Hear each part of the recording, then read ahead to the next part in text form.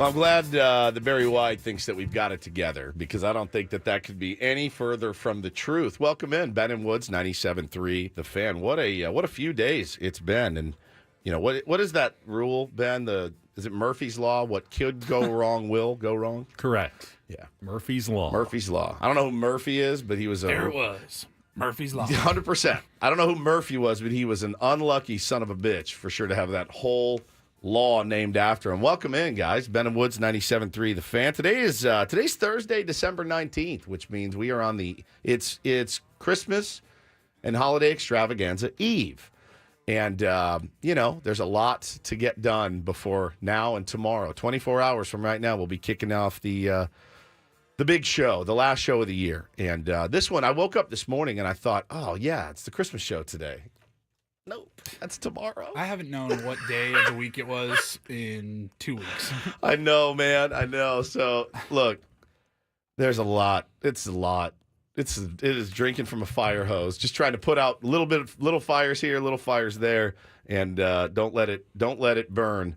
But we're confident that we're going to have a fun show planned for you guys tomorrow. Make sure you're by the YouTube stream if you can. That way you can see all of the hijinks and shenanigans. But should be a fun one. I'm Woodsy. That is Paul Reindl. He's the executive producer of the program. Good morning, Paulie. Hey, how are you? Got Ben Higgins, your friendly neighborhood sports anchor, joins us as well. Good morning, Benjamin. Good morning. I need to know exactly what I need to do today so I don't forget anything I'm supposed to have for tomorrow. So I have our giant Take on Woods Grand Championship ready to go. That's great. I have your presents. I do need to wrap them still. Okay, wrap those. Definitely there. What else am I supposed to have done by tomorrow? I don't want to show up unprepared. I could use probably another hour and a half of content. Yeah. So, yeah, if you could come through with that, that'd be Likely super. not going to happen. Fresh original content. Fresh Because original remember, content. the rules for the Christmas and holiday extravaganza are very clear. They are. No sports.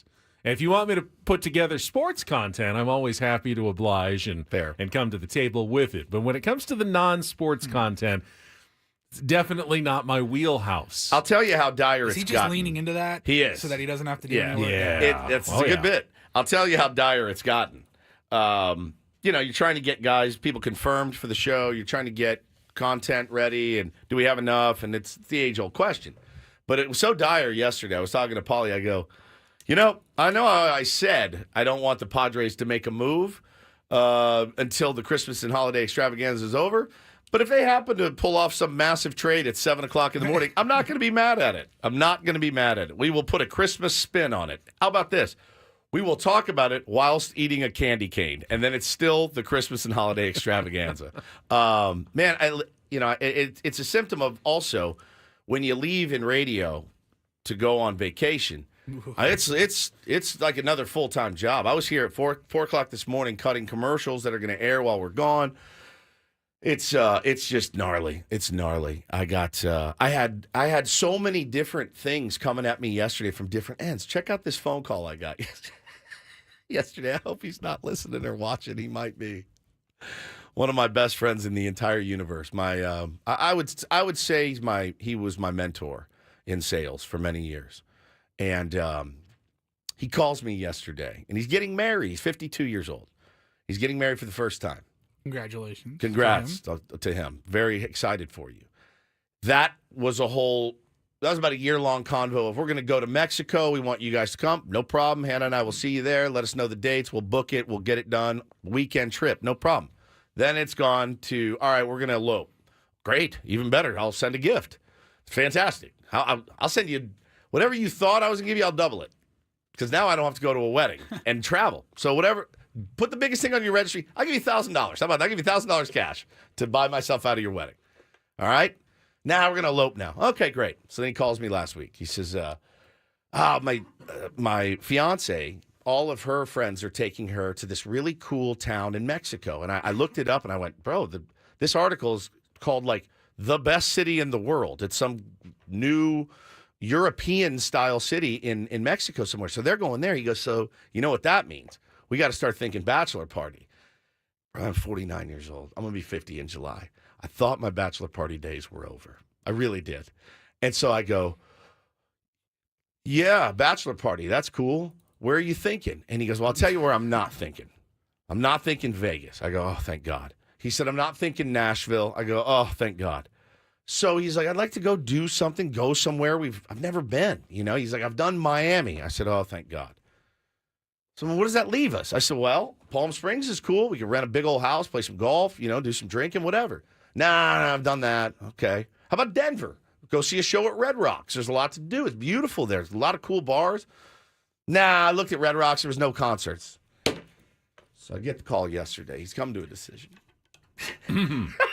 So calls me and goes, hey, you ever heard of this place? It's called A20. I go, A20? It sounds like a grid and battleship. Highway rest stop, 820. So I go. Not just any rest stop. It's A20. So I said, oh, I'm sorry. It's called 30A. 30A. 30A. It's totally different. Yeah. And I said, no, I've never heard of 30A. I said, well, what is it and where is it? He goes, it's in Florida. I go, oh. I go, Florida. He starts telling me, he goes, man, it's so cool. They have these beaches and all these cool little towns along the beach. And all I'm thinking of, he's like, the weather is fantastic. I'm like, that's where I live. I live here. You're going to Key West. That's what I'm thinking. I'm like, I live here. I live a mile from the beach. Cool little town running right. There's so much to do. Let's just all come out here. We can go to a Padres game. How about that? Oh, my God. Perfect weather. 30A is called. And I saw an article about this place. They call it, you ready for this? The Hamptons of the South. It is in the Florida Panhandle. It is on the Gulf of Mexico. Are you between the kidding cities me? of Destin and Panama City, Florida. Correct. 24-mile stretch of highway. That's it. You got it. Yeah. You got it. It's the Hamptons of the South. And I said, oh. Just go to the Ozarks and become at this point. I go, well, how set in stone are we? He goes, I'm pretty set in stone. And I said, okay. What time of year are we talking? April. Spring break? Easter weekend. No, it's Easter weekend.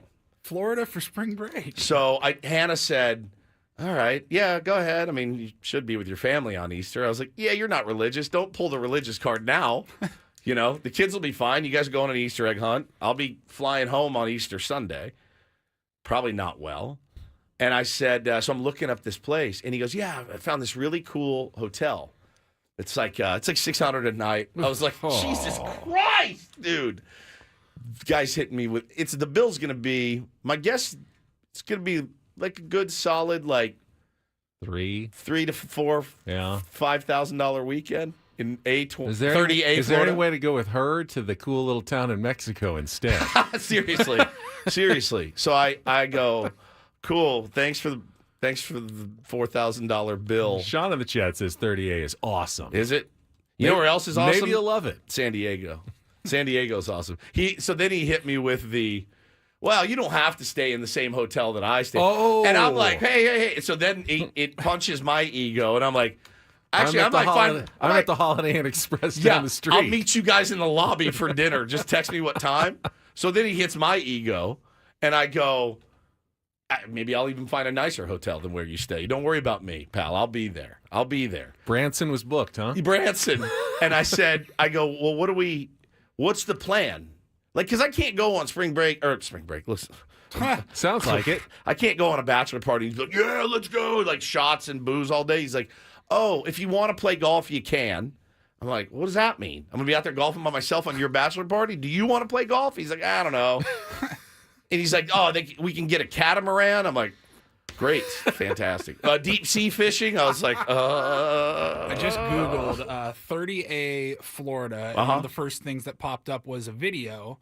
And the thumbnail, it's got a nice looking woman there. It says 5 must-dos. Okay, let's hear it. 30A. 30A. I haven't watched the video yet. I'll have to send it over to you as a little homework. 30A. Is it A30 or 30A? 30A. I mean, it looks like San Diego. It's a beach. It's just a beach. I'm Sounds flying. like who they're serving next at the deli. 30A. Yeah, 30A. Coming 30A. up. So again, I'm going to do This is the DMV line? I'm going to do the cross country flight and drive. But it's one of my best friends in the world. I need to be there, obviously. But yeah, and I'm not sharing a room. I can't do the shared room bit. I'm a grown ass. I'll be damn near 50 when that happens. I respect that about you. Yeah, I will not do it. I will not do it. I won't share a room. It's embarrassing. Nobody wants to do that. I snore. I do other things in the privacy of my own bedroom as well. I don't think anybody wants to see. So got hit with that phone call yesterday in the midst of all of this. Are you planning a trip to 30A? Well, this video is going to be for you. I'm going to explore 5 beach towns on 30A. Dr. Ruth. And explore and let you know what activities I enjoy and what to do. Let's hear and it. Also mention one of my favorite go-to places to eat. So Luby's I would love Cafeteria. to hear from you what you do when you come on vacation on 30A, or if it's your first time, or if you have any Sounds like questions, Bo please talking. leave a comment First. in the comment below. So let's go on a journey. I hope you enjoy it. We'll start at Grayton Beach. We'll go to Watercolor, it's Seaside, green Alice crap Beach, water, and the end Gulf of in Mexico. Rosemary Beach. Let's A skip lot of forward you to may Grayton have heard of the Beach. Vet Barn. It is an iconic restaurant in Grayton What is a Beach. Westwant? It burned down in 2019, and 18 months later, it was Water rebuilt. aerobics, Maddie A says. Yeah. must visit I recommend for anyone. Great show was developed in Seaside, and I was actually there when Jim There's a Carrey sports bar, I made see. the movie, and I watched him. I'm flying 6 And hours to go. this I'm picture flying is 6 actually hours to go to a taken worse at the San Wax Diego. Museum, Essentially. in Seaside. But I hope one day I do get to Oh, there's see Jim him. Carrey. So He's been there Seaside before? is known for its Airstream food trucks, which is a must-see. Food and trucks. it Food has trucks are hidden good. We have those here. courtyards and lots at of the shopping tiny little Rady places to shell. do. This is Just a on. fun day. Somebody said, "Oh my God, was that a wax museum?" Insane, dude. You know what? Have you ever been to a wax museum? I have. Madame Tussauds in Have London. you? I may take. You know what I may do is I may take my golf clubs, just go play 36 a day, and be like, "What do you want? I'm here. I'll be at dinner tonight." And just go be like, "It's my fun party." Dude, and the other thing is, the guys he rolls with, like they roll deep. So it's going to be a big old wiener measuring contest. The whole time. Let me get this round. $7,000 of drinks. I need a Polly. Where's my paper bag? Start to lose it again. More than happy to lose that contest. You are definitely more generous than I. I sir. am, but like, it's one of those things where it's like,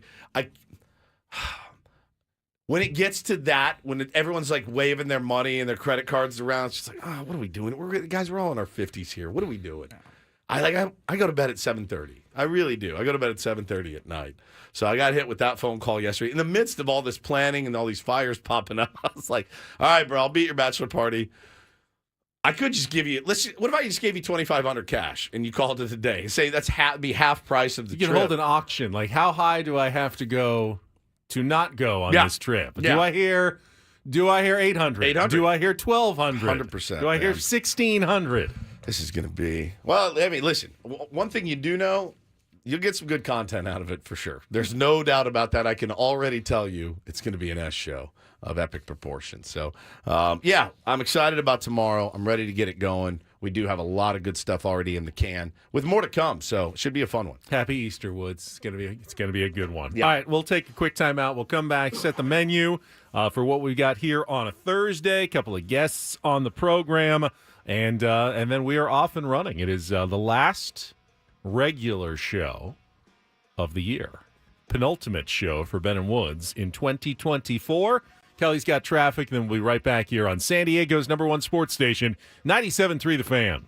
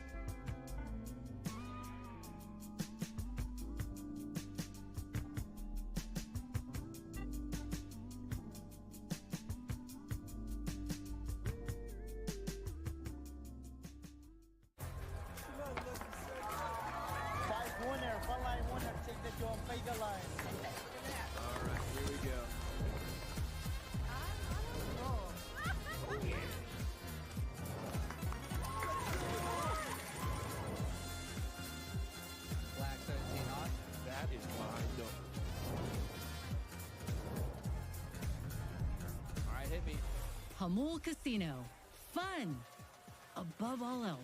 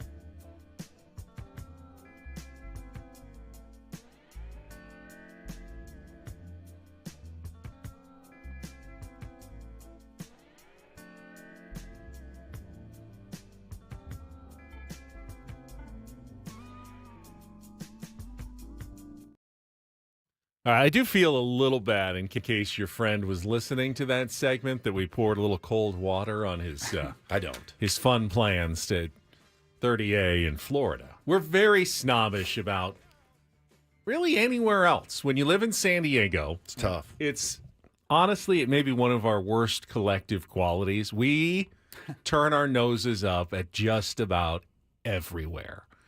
Yeah, Hawaii is like, okay, you can do Hawaii. Okay, certainly in the Pretty continental United States. We'll go exactly. You go to the desert. Like you like the desert, Love the but you desert. wouldn't want to live there. No. It's like everywhere is just not quite good enough for us because we all feel like we live in the best place and we have an immense amount of pride in where we live. I'm good for 2 to 3 days anywhere else, and then it's like, all right, I'm good. That Ready to go well, home. again, I mean, flying 6 hours to go to the friggin' beach when I live at the beach is a little bit daunting, right? Like I live in a really cool beach town, right.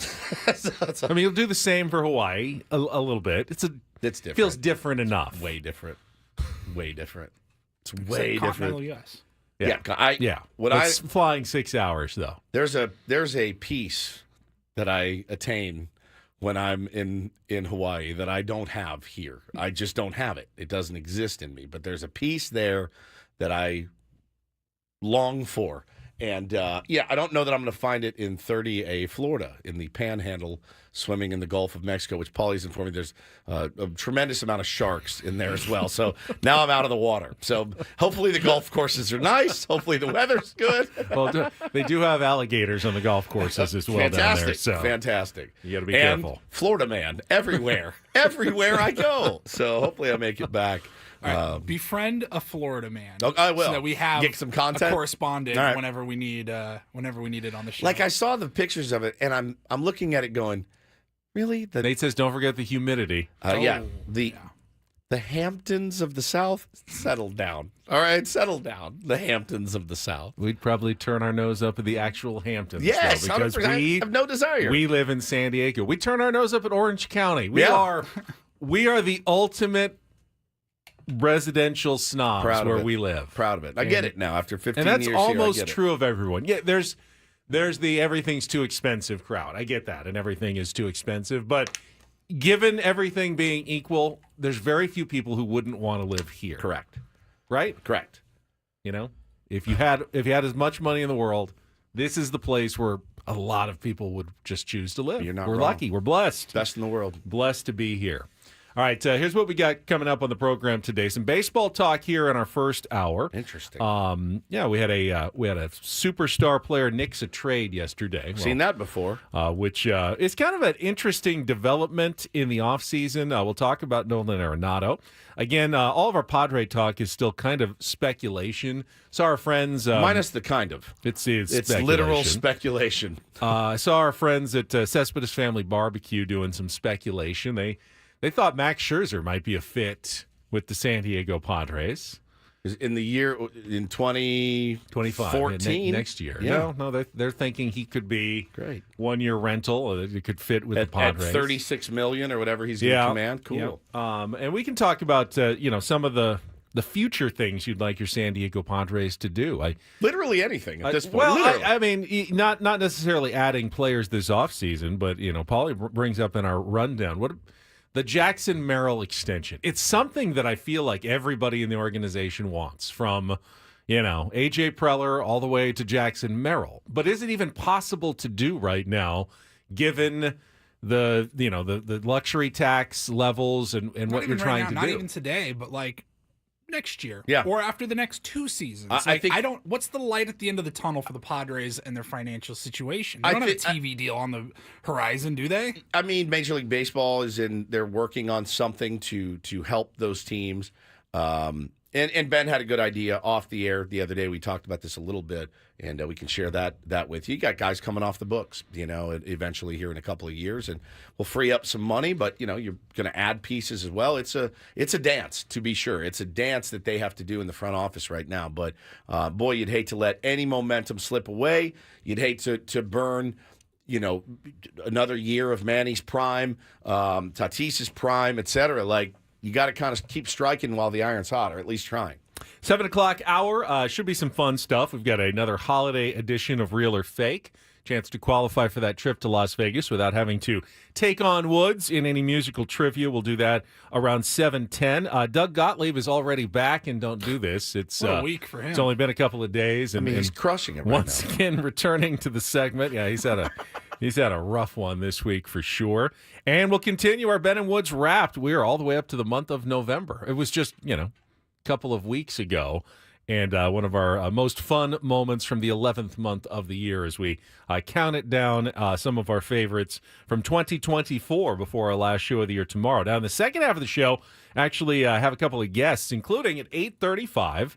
And this is something that actually my dad and my brother said, you really should get him on the show. And they don't make suggestions very often. I don't even take your suggestions, no, you much don't. less theirs. But, I'm more likely actually to take theirs. Yeah, than that's true. Ben's. If Sam and Steve want it, I'll do it. I nodded my head and go, okay, this is a good time for it. We're going to have Eric Olin on. He's the head basketball coach at UCSD. The Tritons are on fire right now. They just went into Utah State, knocked off the undefeated Aggies, and they are making a serious threat at being an NCAA tournament contender this year in their first year of eligibility in Division I, trying to, not at the level of the Aztecs yet, but moving up quickly in terms of the ranks of college basketball, and talk a little bit about his team and his program and the Big West schedule that they've got coming up. So a little sportsy, a little college basketball, but I want to love a good success story, and they got a great success story. He's been the coach throughout, like the Division II. Like most schools, when they go, all right, we're going Division I now. We got to hire get a big name, a real name, a big name. They just said, no, you've done a great job. It's your program. Yeah. You're now going to shepherd us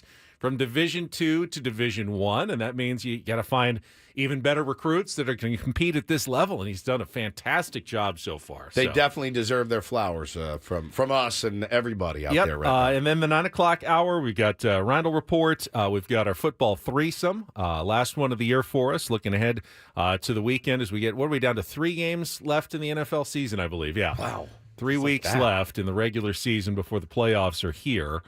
So we'll take a look ahead at what's coming up. Our friend Jacqueline Lash from the Padres is going to be with us in our final segment. She is always in the know as to the big events going on at Petco Park, and they have a very busy holiday season coming up. So they thought, can we come on, let you know everything that's going to be transpiring at our activated ballpark over the next couple of months. A ton going on in like just the 2 weeks that we're off. It is super busy. They got a lot of things, and you may not even know about all of it. So you got some holiday plans. You got friends coming into town. Here's some ideas and events that are going on here in San Diego over the next few weeks. I need my wife to tune out of that segment because I feel like she's going to be putting it on the calendar ASAP. She spent enough this year, all right? So this is for other wives and girlfriends and friends out there. But not her. Not her. I'm just happy that she likes the ice maker that I donated to you. She loves it. Thank you for giving us the ice maker. You're welcome. She I'm glad it loves has a good new home. It wasn't getting used at our house. It's a great, and you know what? The gift I got yesterday, the sweet little frame, it sticks to the ice maker. So it's on the ice maker. Because it doesn't stick to your refrigerator. Doesn't stick to the fridge, but it's rad. And she made probably more ice yesterday than I thought she would make, and she did. She really worked it for about an hour in the kitchen. You actually can hear it happening. It settles. I don't know if that's a good or a bad thing eventually, but she loved it. She loves it. So thank you for that, Penny. All right, we'll come back. We will talk a little bit of baseball, including what the Padres' long-term plans could be, and what kind of financial flexibility they may have, even if they don't have it now. Will they have it in the next couple of years to make these big moves like a Jackson Merrill contract extension? We'll get to all of that coming up next on San Diego's #1 sports station, 97.3 The Fan.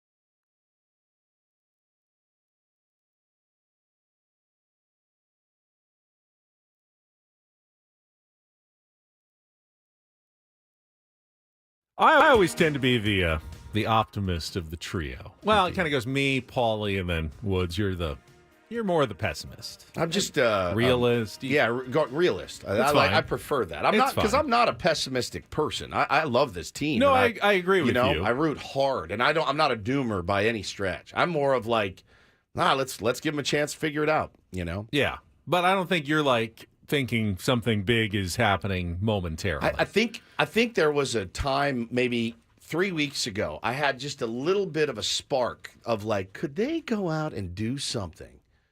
Could they go out and shock all of us? And hey, by the way, they still can't. I don't think they will, but 3 weeks ago I really had convinced myself that we were going to get Blake Snell back. And seeing what he signed for and the signing bonus, I now know that was a fool's errand that I was on every single day. Now I'm looking and I'm seeing guys come off the board, here and there every day. Like Griffin Canning signed yesterday for $4 million, and he was DFA'd by the Braves, of course, after he was traded from the Angels. But we've done pretty good with guys like that. We've done pretty good reclaiming pitchers. And the Mets did well last year with guys like that. Doesn't mean that it's going to happen again, but I was feeling cautiously optimistic until the Higashioka signing. That, for some reason, too, Paulie, was like that's when I went, the death knell. I was like, we're broke right now. All right, on the optimistic side, and I was reading this piece from our friend Jordan Schusterman, Cespedes Family Barbecue, on his Yahoo column yesterday.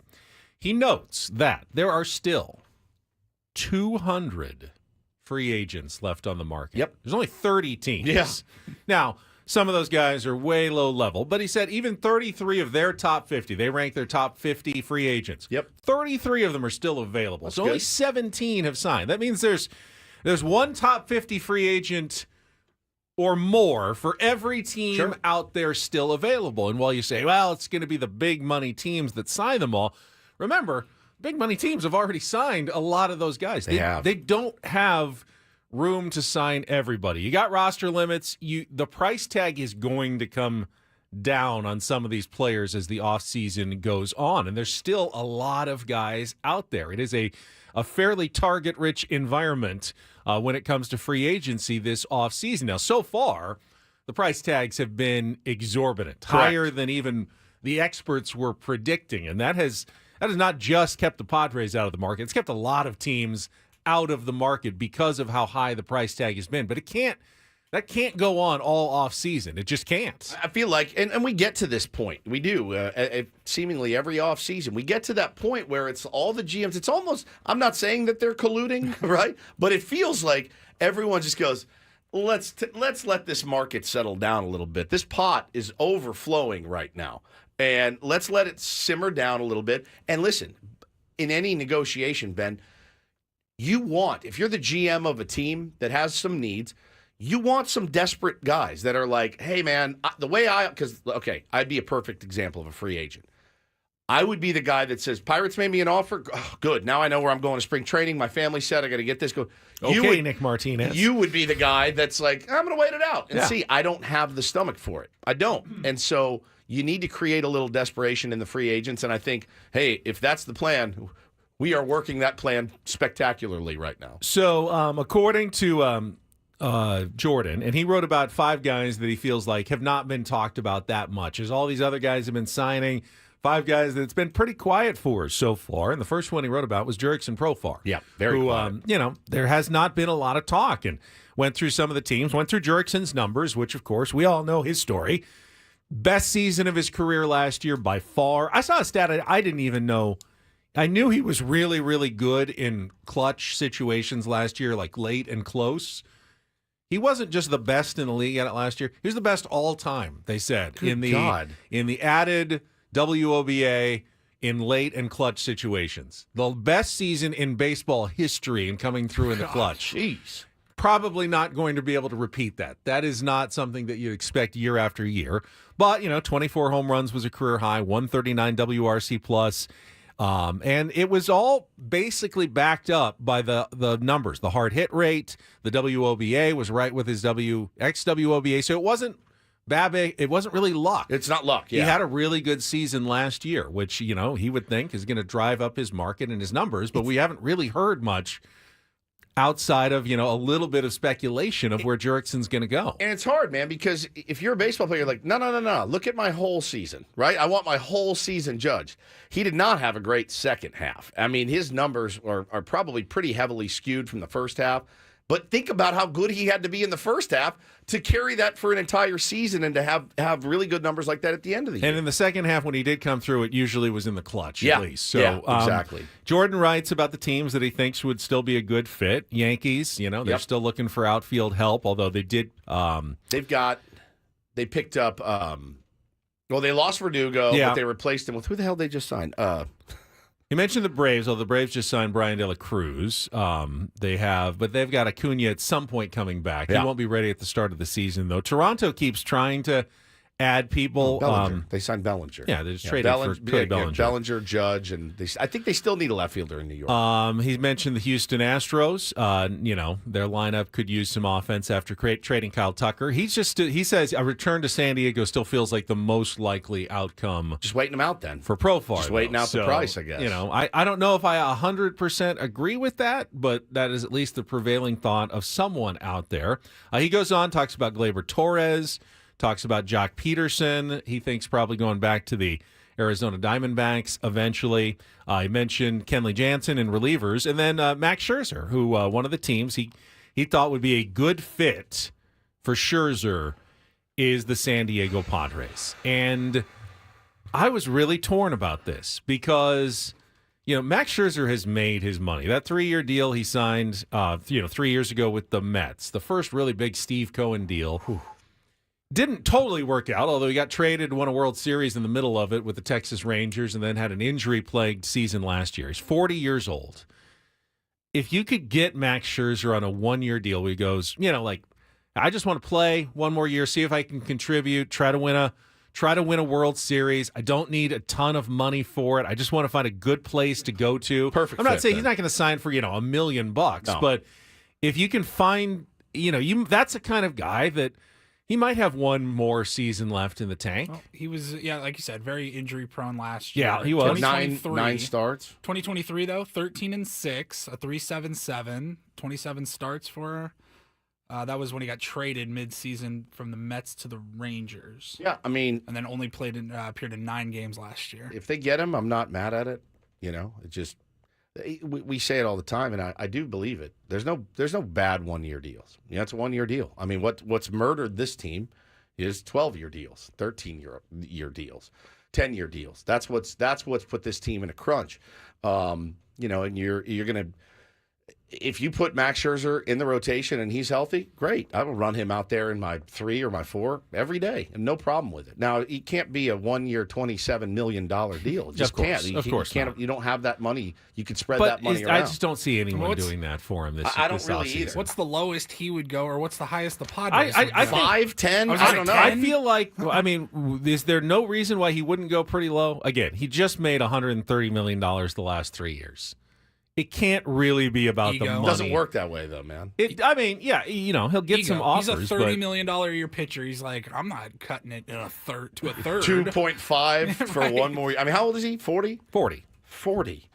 I feel like once you turn 40, you should start taking 1-year deals at $5 million per. He will Now- turn 41 during the season. Now, a 37-year-old Alex Cobb just got $15 million for 1 year. Chris says, I thought Max made it clear he did not want to come to the Padres in the trade in 21. Remember the trade? Didn't he nix Ken that? Rosenthal? Yeah. Didn't he nix that trade? I mean, I don't know if we ever got the entire the story real on that. story on it. Yeah, I don't know.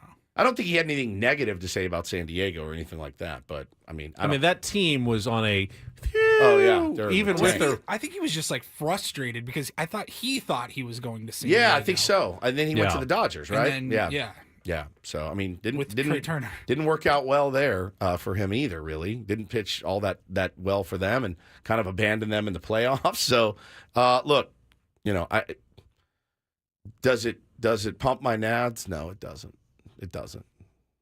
Am I jumping up and down? Yeah, 10 years ago we get Max Scherzer. I'm elated, winning a World Series, right? But 40-year-old Max Scherzer, that feels like Greg Maddux coming here to play golf at the end of his career. It feels like Jake Arrieta coming here to play Torrey Pines and, at the end of his career. Like, I know he's a gamer. I know he's the bulldog, all that stuff. I get it. I would love to catch lightning in a bottle. That's what they're going to have to shoot for. I think if you're A.J. Preller right now, you're out there searching for lightning in a bottle. And, to me, he seems like one of the more likely candidates. Didn't get used much last year. Yeah. Got maybe one good season left in him. Leave it all out on the field one last time to try to pitch a team to a title. Yep. So, I thought that was intriguing. Now, you say the problem with the Padres have been the 10 to 13-year contracts. Tatis is good.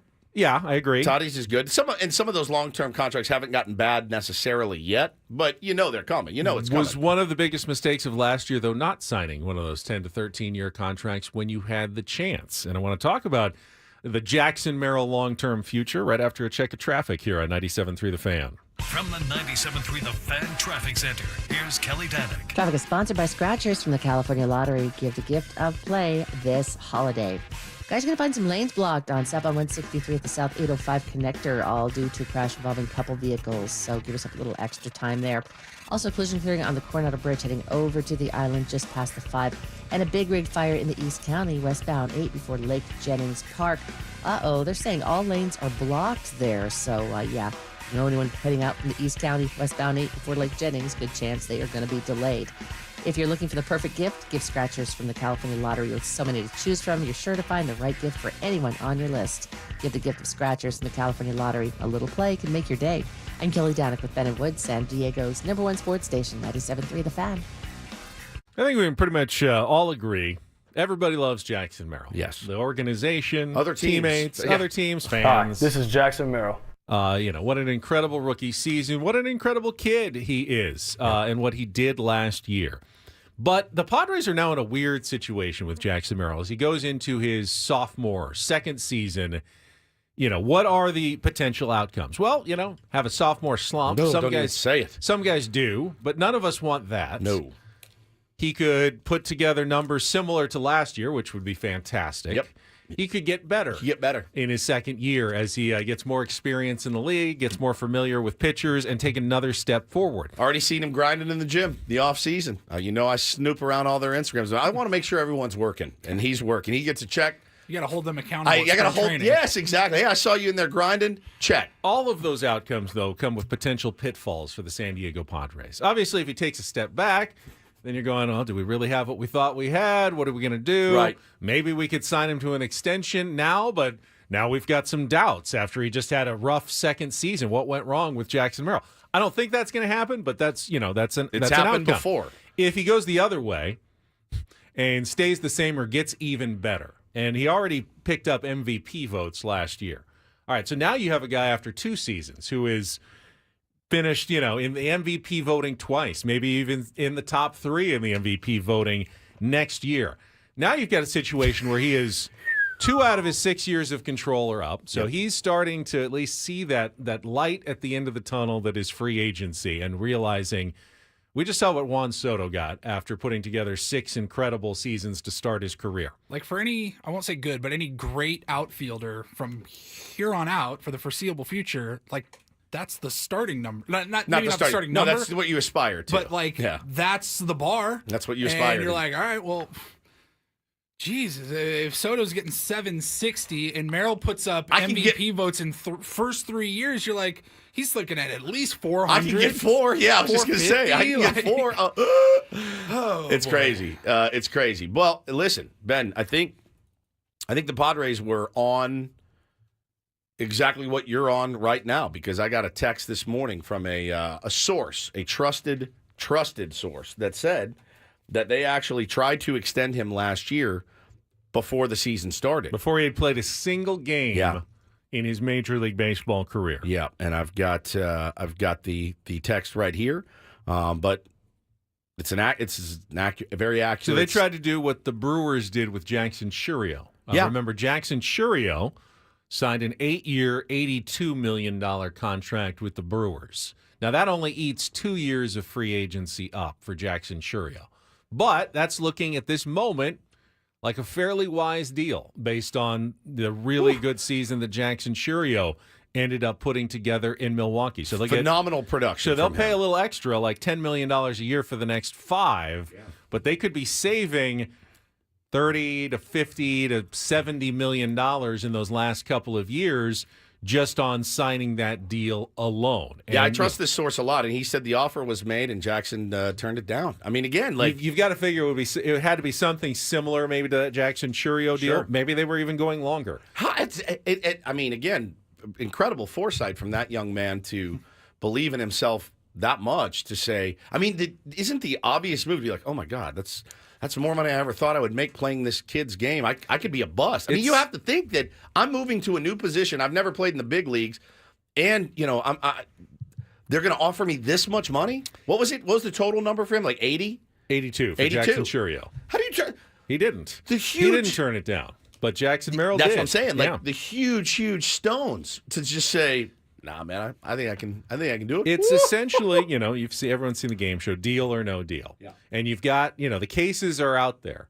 And if you open a case that has a low number in it, then there's more big cases out Correct. there. I love that And game. if you open the $1 million case, the offer goes way down. Well, in baseball, when you're a rookie, a young player, if you have a good season, that's like opening up the dollar case. And now there's only bigger cases up there. If you have a bad season, you just opened up one of the bigger cases, and now the smaller cases are out there if you want to try to make a deal with your team. Jackson had his rookie season. He opened the dollar case. Yeah. And now $1. Now you can go into another season. If he has another good season, he opens up the $5 case. It's 10 a year. I mean, Jackson's thinking, well, now I'm an outfielder, apparently. Yeah, now I play outfield. And a premium position in center field. You're like, bro, just the average, slightly above average center fielder is going to be making 15 a year. Yeah, right. So he's thinking, like, no, I can do better than that. And if he has 3 or 4 great to great seasons. Good point here. JH619 says, could be a Cunha case, or it could be Will Myers. It is a gamble. You're absolutely right.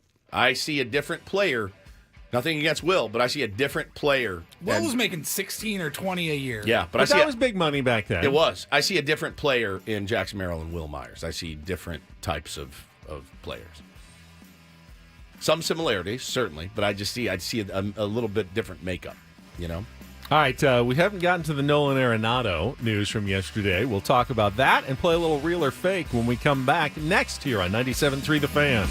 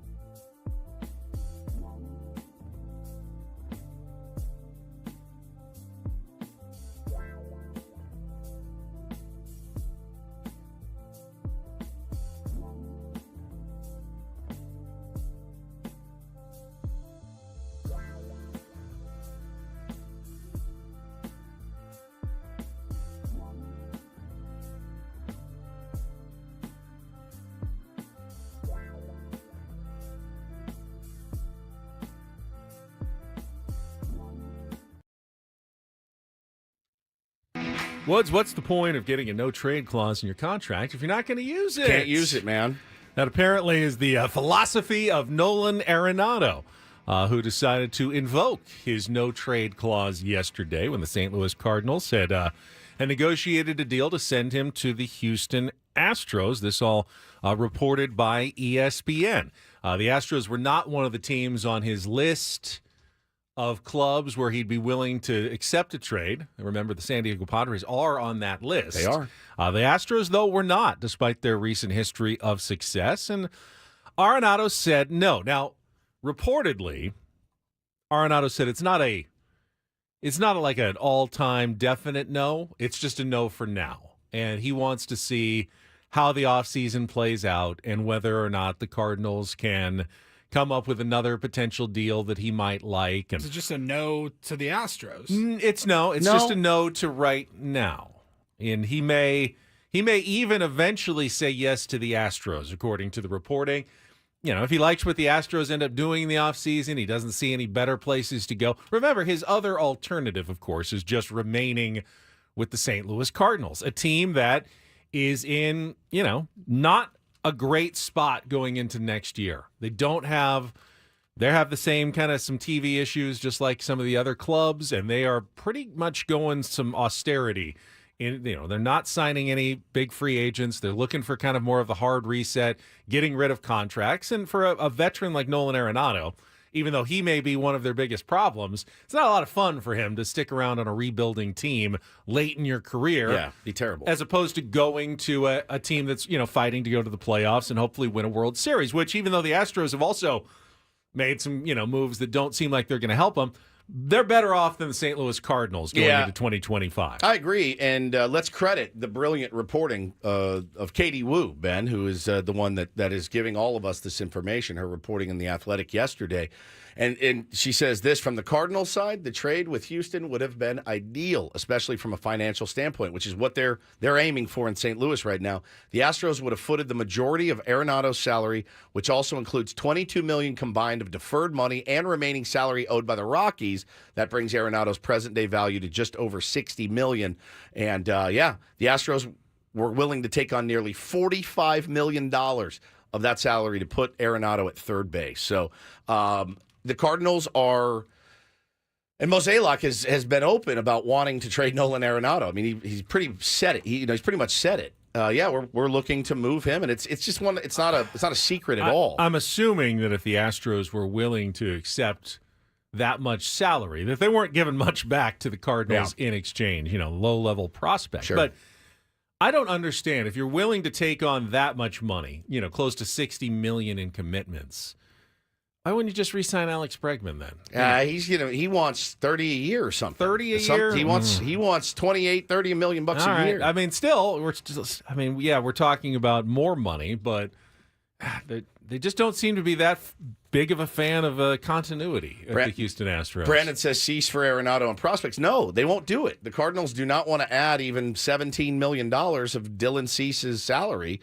I wouldn't think. I don't think they're going. I don't do that if I'm the. I don't unless do the that. prospects are really good. Yeah, I don't think the Cardinals are really committed to trying to win baseball games this year. I mean, if they a three-way deal, a threesome could be fun. A threesome would be fun.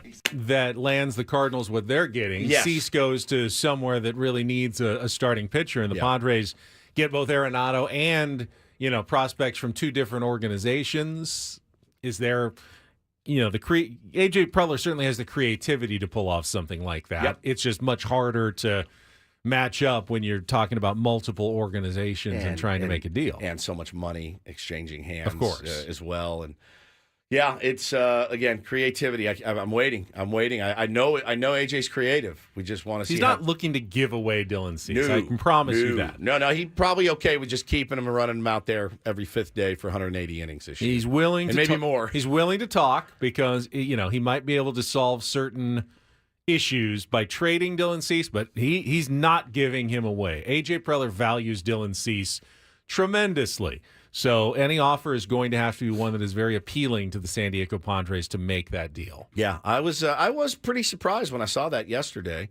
But again, I did not know the little caveat of It's not no. It's maybe down the road. I mean, really, is it like if nothing better materializes, let's revisit this? I think so. And it's not one you hear a lot. He has negotiated that right in his contract. Yeah. That a no trade clause isn't. They always talk about like here's my list of teams, and some no trade clauses actually officially you have to give a list to the team. Like I have a no trade clause for 15 clubs, and you submit that list at the start of the year. Nolan has a full no trade clause. He is every time the Cardinals come to him with a deal, he has to make a decision. And they came to him with a deal, and he said, on this particular deal, at this particular moment in time, no. They could come back tomorrow with the exact same deal and say, how about today, Nolan? And then he would once again have to make a decision on whether or not to waive his no-trade clause. That's how it works when you have the full no-trade clause. It is wild, man, thinking about how many organizations are in flux, right? I'd say the Astros with the moves that they're making or not making, they're a team in flux. They've already gotten rid of Kyle Tucker, looking to move Alex Bregman, but bring in Nolan Arenado. Right? Like they're really a lot of these teams right now where you look at it and go, what is your end game in the year 2025? What are you trying to accomplish? You know, the Seattle Mariners being extremely quiet on the offensive front. I mean, think about it. There's really 25 teams in baseball. You kind of go, what are you guys up to? What are you up to this year? What's your goal? You know, there's really only been a few aggressive teams. So, yeah, as JH says in the chat, profits. Yeah. I mean, it's part of the reason that the Cardinals are cutting so much salary. They also lost their TV deal, so they are going to have to soak that like we did, and we continue to. So, yeah, man, it just baseball's in a little bit of it's a good healthy spot because some teams are spending a lot of money and players are getting paid. But you're looking at it going, are we really going to be back to like 2 or 3 teams that we're looking at to win a World Series? We can get into it. I need a contestant for real or fake. I want to give everybody a chance to chime in here and win the trip to Las Vegas, qualify for our grand prize drawing. 833-288-0973. 833-288-0973. Call up now. We're going to play in like 3 or 4 minutes. Evan Drellick had a piece in The Athletic this morning. We've discussed it before. The ending of the CBA in 2026 and whether or not owners are going to be pushing for the salary cap and salary floor and a system that is more like football and basketball in baseball, and whether the players will even budge at all or if it will continue to be, as long as you're suggesting it, we are not coming to a deal, and they could have an extended lockout and miss time in the regular season. But what we're seeing this offseason is going to be a very strong argument in favor of a salary cap and a salary floor. The rich are getting richer. The poor seem to be getting poorer in baseball. And while they've always kind of survived and had enough of the smaller market teams that have a good season here or there to make the argument that it's not, you know what, if you make smart moves, if you have a good farm system, you can succeed.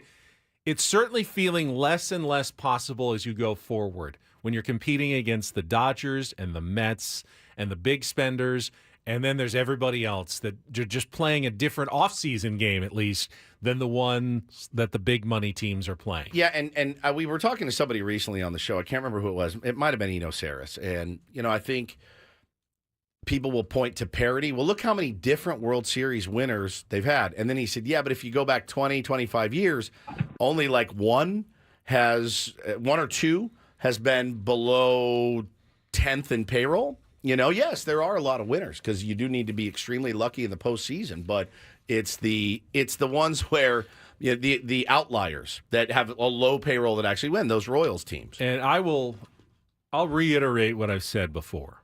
It's going to be very hard, if not impossible, to convince the players' union to accept a salary cap, but I do think there's a scenario when most of the players are not going to come out as winners. The ones that go to the Mets and the Yankees and the Dodgers, yeah, they're all really happy with no salary cap. But there's going to be more and more players who go, yeah, this is a great system for these guys, but what about these other teams that aren't spending? And I want to get a contract from this team, and they don't have any money to give me, and I'm getting frustrated. If you make a deal appealing enough for the rank and file, you don't need to, you can alienate the superstars a little bit. LeBron is way underpaid because the rest of the NBA is overpaid a little bit. And if you can create a system where 75-80% of players are doing better under your new CBA. That's a good deal. Because the top 15 and 20% are doing worse. You can break that union and go, guys, this is better for most of us. And yeah, some of the big superstars are going to have to wear it. There's not going to be any more Juan Soto deals.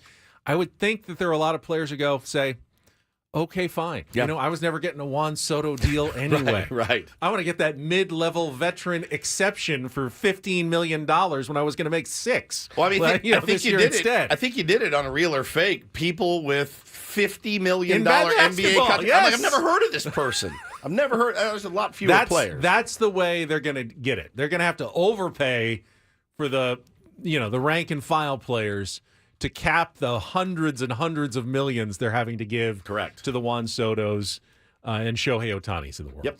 All right, let's move on from this. Let's have a little fun. It is time for our final 2024 game of Real or Fake. Some are here for the compelling sports talk with Ben and Woods. You can go plow through another donut. It's time for Real or Fake on 97.3 The Fan. Tell the people what they'll win today. Oh, yeah, we got a trip for Vegas, qualifying for our grand prize on the line. Let's go. I got a Steven next to me. I got a Steven calling in. Steven, is this you? This is me. Steven, you are a contestant today on Real or Fake. Good luck to you. If you can get 4 of our 7 correct, you will qualify for the grand prize drawing. 2-night stay at the Westgate Las Vegas in March, plus 2 tickets to Hoops Central, their big college basketball viewing event with HD screens, luxury seating, table service, and much more. Check out the Westgate's $70 million in room renovations, home of legendary Vegas fun. For tickets, head to westgateresorts.com. All right, you got your Steven Woods, to help you in our category today of Real or Fake. You can just call me Woodsy. It's fine. And today it's all about the classic holiday poem, "'Twas the Night Before Christmas." Okay. Except I've already slipped a fake line. That's actually not called "'Twas the Night Before Christmas." It's called "A Visit from St. Nicholas" by Clement Clark Moore. That's the name of the That's poem? the name of the poem. We all think it's called "'Twas the Night." That's just the first line of the poem. What's the name of it, "A really? Visit from St. Nicholas" by Clement Clark Moore. I think he's making I'm not. That's real. I'm not lying to you. We haven't even started the game yet. All right, so I have Steven for you. I have 7 lines of poetry. All you have to tell me, are they a real line from "A Visit from St. Nicholas," which we've all heard a million times, or a fake I've thrown in to fool you? Steven, you understand? I understand. All right, here we go. Round number 1. The stump of a pipe he held tight in his teeth. Real or fake line from the poem? Real. He says real, and he is right. Nailed it. 1 for 1. All right, round number 2. As icicles glistened, hung frozen in air. Real or fake? What do you think, Woods? I'm nodding my head real, yes. Says real. Steven, what do you say? I'm going to go fake. Oh. Ooh, going against Woodsy. Really? Yeah. He was very confident looking over there. No, it was fake. That's 2 for 2. I really felt that one, too. All right, here we go. Round number 3. The moonlight was soft on the branches so bare. Real or fake? Fake. It's fake. He is. Good God, I was going to say real again. You got a, Steven, you got don't a ask poet- Woodsy. Don't ask me because anything. we got a I'm poet- over he's here over nodding. so far. Poet laureate here. Round number 4 for the win. As leaves that before the wild hurricane fly. Real or fake, Steven? Real. Boom. Wow. Get out of The here. last game of the year, maybe the best play. Do we want to It says hurricane in there? I Yeah. thought I would have remembered that. And his clothes were all tarnished with ashes and soot. Real. Real. Very good. Yep. Real. Yep. He was chubby and plump, a right jolly old elf. Fake. Real. That was real. Oh, Steven. All right, for the perfect score. He sprang to his sleigh, to his team gave a whistle. Yes. Real. Real is Real. right. Yeah, Yes. that's real. Nailed it. Is this Santa Nailed Claus it. on the line? I mean, my God. All right. We Is have your a name Chris Kringle? We have a jolly right old Steven, winner. hang on the line Steven, for me. Stay on the line. Paulie will put you on hold. He'll get your information during our break coming up. You How have did you- qualified. How did you make up those ones? You made AI. up as AI. icicles Yeah. glistened, hung That frozen was- in air. That was was right lines of poetry in the style of Clement Clark Moore's "A Visit from St. Nicholas." And they gave me 5 options. I picked a couple of them, threw them in there, as the fake, as icicles glistened, hung frozen in air. Really, really well That one done. sounded pretty good, I thought. Really well done. Did not fool Steven, not even Not even once. not even a whistle. What do you think of the pipe? A pipe. Yeah, smoking a pipe. Really one of the most disgusting things. You think can so? of. Yeah. I like it. Really? Yeah, I'd like to get into pipes when I get older. Yeah. Jam your tobacco. You, in you there. like put my Uncle Jam Ed it used in to there. do it. I get corncob pipe. Yeah, he had like the big you put You it make down. smoke rings. Yeah. And Do you inhale it? I don't think you do. I think you. what's the point? I don't know. I've never understood. I don't know if you inhale cigars either, right? I don't think you do. You just hold it in your mouth and let it. So then your mouth tastes like ass after it's over, especially with a cigar. But you don't really get any of the. All right, with the pipe jokes in the chat. All right, relax. Hey, babe, if you're listening, you want to stuff my stocking. Put a little pipe and a little, I don't know, like cherry vanilla tobacco in there for this Christmas and I may get into pipes over the break. We don't know. You never know what I'm going to get up to over the break. I get weird when I'm on vacation. I get real Everyone weird. has the vapes nowadays. Do you think they have one that looks like a pipe? Which side of the pipe do you smoke out of, Ben? The big one? But the big one, you get more Those tobacco. are candy canes. Is that a perfect example to let you know you're eating a candy cane wrong? You would never smoke out of this end of the pipe, the big bowl. You smoke out of the thin side. Do you when you have a lollipop, do you lick the stick or I the lick the big stick side? first. I hold the bulb. I hold the bulb and I chew the stick all the way up. All right, we will come back with Don't Do This, which includes yet another appearance from Green Bay, Wisconsin basketball coach and still national radio host, Doug Gottlieb. Is that for the second time this week? Second time this week? Second time oh this my week. Gosh. All right. And I've got a weird pervert creep for you. Okay. All coming up next after traffic here. Ben Woods on 97.3 The Fan.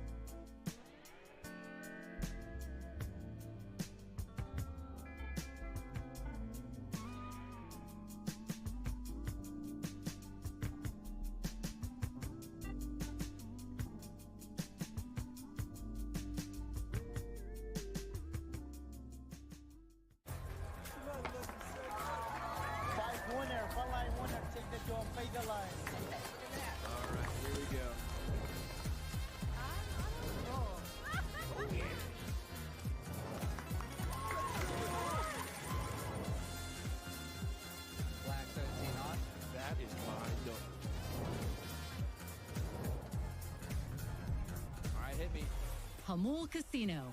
Fun above all else.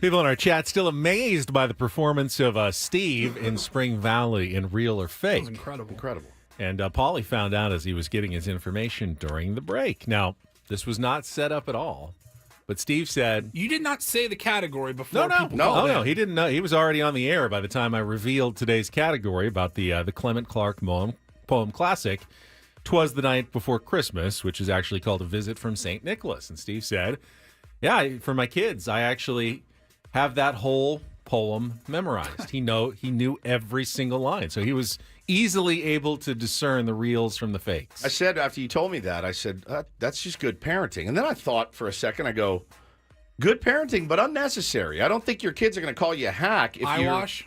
Eyewash. Yeah, he's eyewash. I don't think if you were holding the book and reading it, but I think that's a cool move. He gets up probably in front of the You family. make eye contact "'Twas the with night everybody. before Christmas. And really lean into it all. Maybe I'll work on that over the break.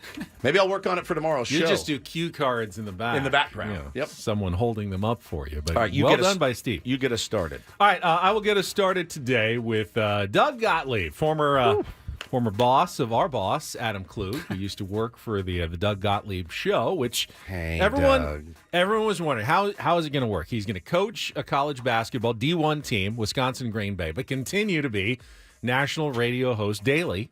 Monday to Friday has a show, a 2-hour show, I think, that he does every single day. Cakewalk. This is either going to be a disaster 2 hours. or it's going to be genius. Well, it's gone poorly so far. His team is like 3-11, I think, so How far. are his 2-11. Don't know how the ratings are doing, but it's easy. When you talk for a living, it's also easy to say the wrong thing. This was earlier this week at a Doug Gottlieb Wisconsin Green Bay news conference. Tiers on who to schedule, like nobody. Part of the reason I want to play better teams is like it's 2 degrees outside, snowing. Like I don't really like the idea of you coming in here and like I always thought, like, what do we learn playing a game where we win by 20? But there's a methodology to it, and I'm gonna have to adjust moving forward. He lost to nobody. So he didn't guesses on what he happened didn't next? specifically refer, but his next game, and this is what sparked the conversation, was against Division II Michigan Tech on yesterday, and so Nobody U essentially is who they're playing, and Nobody U Michigan Tech beat Green Bay 72-70, handing Doug his 8th consecutive loss.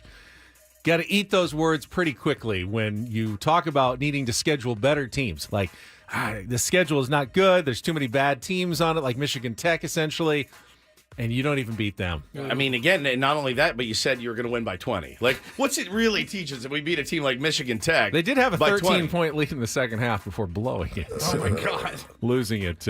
Losing it by 2. I saw him also getting dragged for like responding to everybody on Twitter. Like, hey man, you got a radio show, you're a head coach. Get back to what's important, and that's coaching your players and doing your radio. So he was actually off the air the day after that loss. By the way, he responded on Twitter, said, "Done with this crap. We scheduled up, including Michigan Tech. Nowhere ever have I ever been critical of anyone on our schedule. Now back to work."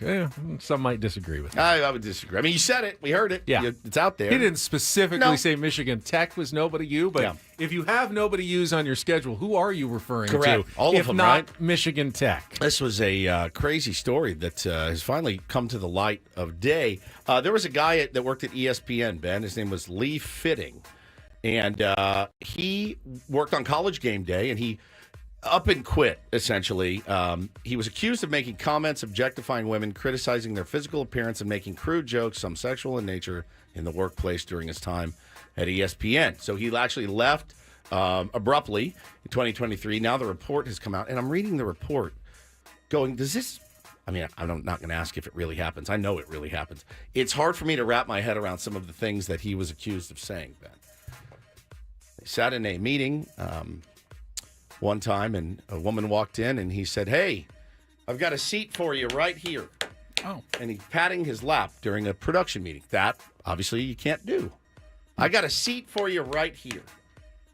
Are you saying that to me right now, or No. are you just repeating what he said? I'm repeating what he Okay. said. And then he also joked about how do I say this? Certain skills of a woman. Mouth. In another incident as well, he responded to a request from an employee that said, "I'd like to talk to you about my future here." And he said, should I get a hotel for the night? Oh, God. Then he texted the ESPN employee, "You look hot," and then told her, "You put your hair up in a ponytail before I do it for you." Oh, my God. How do you think this is not going to come out, my friend? So he joined WWE as the Pro Wrestling Giants head of media and production, and I believe he is now out of WWE as well. Lee Fitting is not fitting in with the culture of 2024-25. All right, finally, do this. This is a little bit silly. DD mega doo-doo. But I liked it. Max Fried had his introductory news conference with the Yankees yesterday after signing an 8-year, $218 million contract. It was usually the standard stuff. He said, winning, big priority to me. Want to go somewhere where I can compete. Very excited to be a member of the Yankees. Sure. But he was asked, all right, you finally got the giant contract. What was the first thing you thought about, like, buying with the newfound riches? And he said, the first thing that popped into my head was getting my dog a bunch of dog food. Oh. Loves his little dog. And then, of course, people had to ask, what is the name of it's a mutt, 3-year-old mutt. His name is Apollo. His dog is Apollo Fried. I was waiting for the punchline. I'm like, what? Apollo Fried is genius. It's genius. He actually said that was not intentional. You come on. That wasn't intentional. Apollo Fried. Brilliant. Absolutely brilliant. Brilliant. I saw the Yankees getting dragged yesterday by when Brian Cashman and Aaron Boone walked into the room, did you see they had bouquets of flowers, and they gave them to Max Fried's fiance or girlfriend and his mother, who was there. I thought that was a class move. Of course, you can't do anything without getting dragged for it, but they wanted to make him feel at home, and people are like, oh, you got to go the extra mile now that Soto's gone. I'm like, the extra mile, they already gave him a huge I thought deal. a very classy move was giving him $218 million to pitch. That's the classy move. Pay this guy an exorbitant amount of money to go pitch. $60 bouquet is nice, I but thought that was nice. $218 million is really, really nice. Yeah, I thought that was a class move. Really classy move. That is Don't and Do This for a Thursday. That was Don't Do This with Ben and Woods on 97.3 The Fan. All right, we're going to do it a little early today. We got our Ben and Woods wrapped. We are all the way up to the month of November, so this should be fairly recent in the minds of Tier 1s. Oh, I don't think this is ever escaping the minds of any Tier 1 ever. And let me tell you, man, you can work your whole career in radio and not run across an organic, weird moment like we had in November. Your whole career, you pray for an organic, weird moment like this. This and was it's very weird. organic and It's very weird. It's as weird as it gets. Coming up next with Ben and Woods on San Diego's #1 sports station, 97.3 The Fan.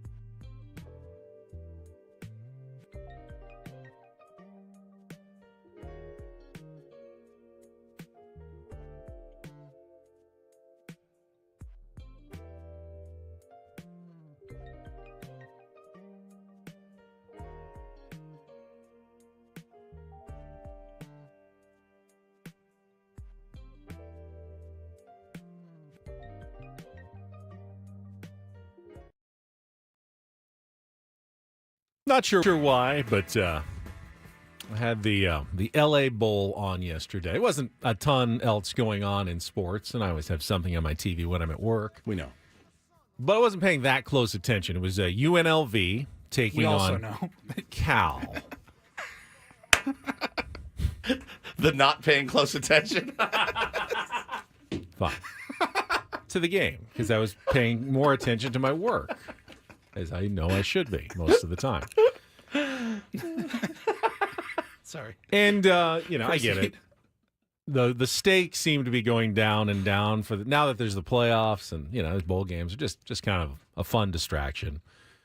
Saw maybe the best fake punt I have ever seen in my life. Did you see the highlight of this? The UNLV, they were at their own 39, lining up for a punt first half, and, everything looks incredibly normal. They snap it back to the punter. Everyone's blocking.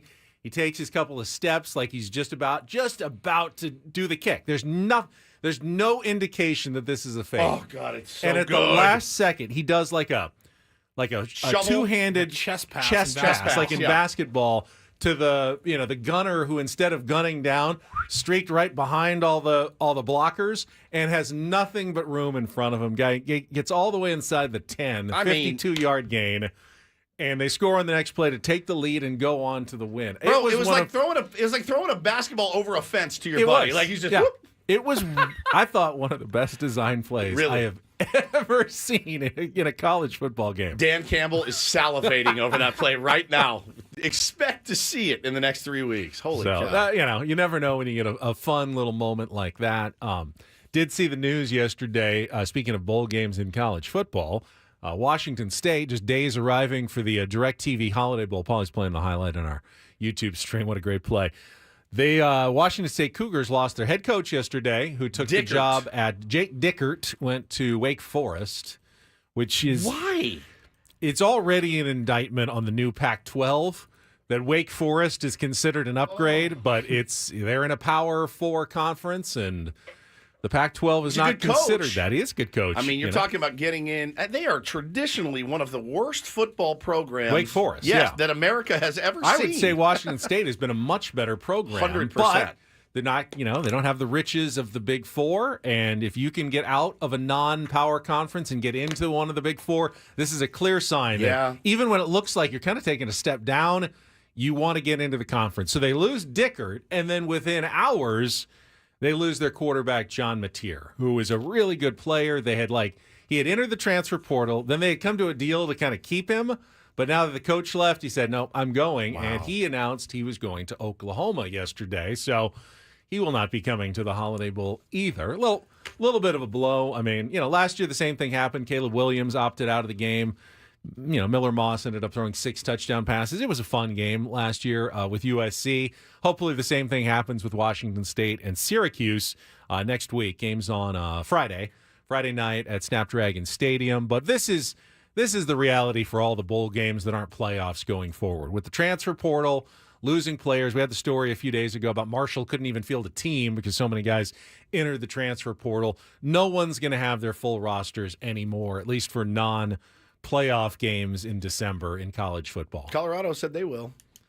Yeah, credit to Dion. It's trying to do things differently. A couple teams out there said, no, we play football. And when my guys get another chance to play another football game, that's what we do. We're football players. But, I mean, some have entered the transfer portal, right? I mean, from Colorado? Yeah, but the guy, there won't be any holding outs. There won't be any opt-outs, but everybody's going to lose a few guys, at least, to the transfer portal for whatever circumstances. They may not be key players, but, some teams will lose key players, like Washington State, going forward here for the Holiday Bowl. And again, everyone wants to scream at the kids in the portal, but what happened at Washington State? Mm-hmm. And I made the point that they need to fix the portal. Well, you have to wait until the season's over. And that was pointed out this week that the portal is not set there randomly. It's set there because that's when the semester ends in colleges. And if you want to transfer from one school to another, you generally need to do it between semesters. Get to leave your school, you just did the finals, you get your credit, and then you go to a new school and you enroll to start a semester. Yeah. If they pushed it back, a month, okay, I'm going to go. And then you arrive and you go, I've already missed 4 weeks of class. I mean, not that classes. I did it. I did it and graduated. Is there a way to fix it? Yeah. Do you have, classes for incoming football players that don't start until 3 or 4 weeks into the semester? You could do it if you were truly a, serious football playing college, but it is an unfortunate circumstance where it's, you're already knowing that these guys aren't generally the full students, the rest of the student body, are classes and everything they're taking. But now you're saying, okay, now you're transferring 4 weeks after the semester started, but you need to keep your grades up to be eligible. All right, it's like it's a laugh. But it's winter break, yeah. As Brandon says, it's winter break. It is now. That's why they do it now. They're doing it now. But if they waited a month until everything was over and opened the transfer portal, they're already going to be back in school. It's not like, all right, I'm entering the transfer portal the day the second semester starts. You want to give them a chance to at least look around at their options. Technically, they're not supposed to be even talking to other schools until they enter the transfer portal. But once they enter it, they're not supposed to be playing for their old school Makes anymore. sense. So they're in this kind of weird no-fly zone between seasons right now. And again, I'll just belabor the point. Yes, everyone hates when you lose players to other schools and they enter the portal, but everybody also hates when coaches leave their contracts, years early and take other better opportunities. I've always had a problem with that. Always. Because again, you're talking about a coach that has told you, no, I'm here. Trust me, we're going to build this thing together. Oh, I got 70,000 more to go across country to Wake Forest. All right, see you later. Or even if it's 7 million.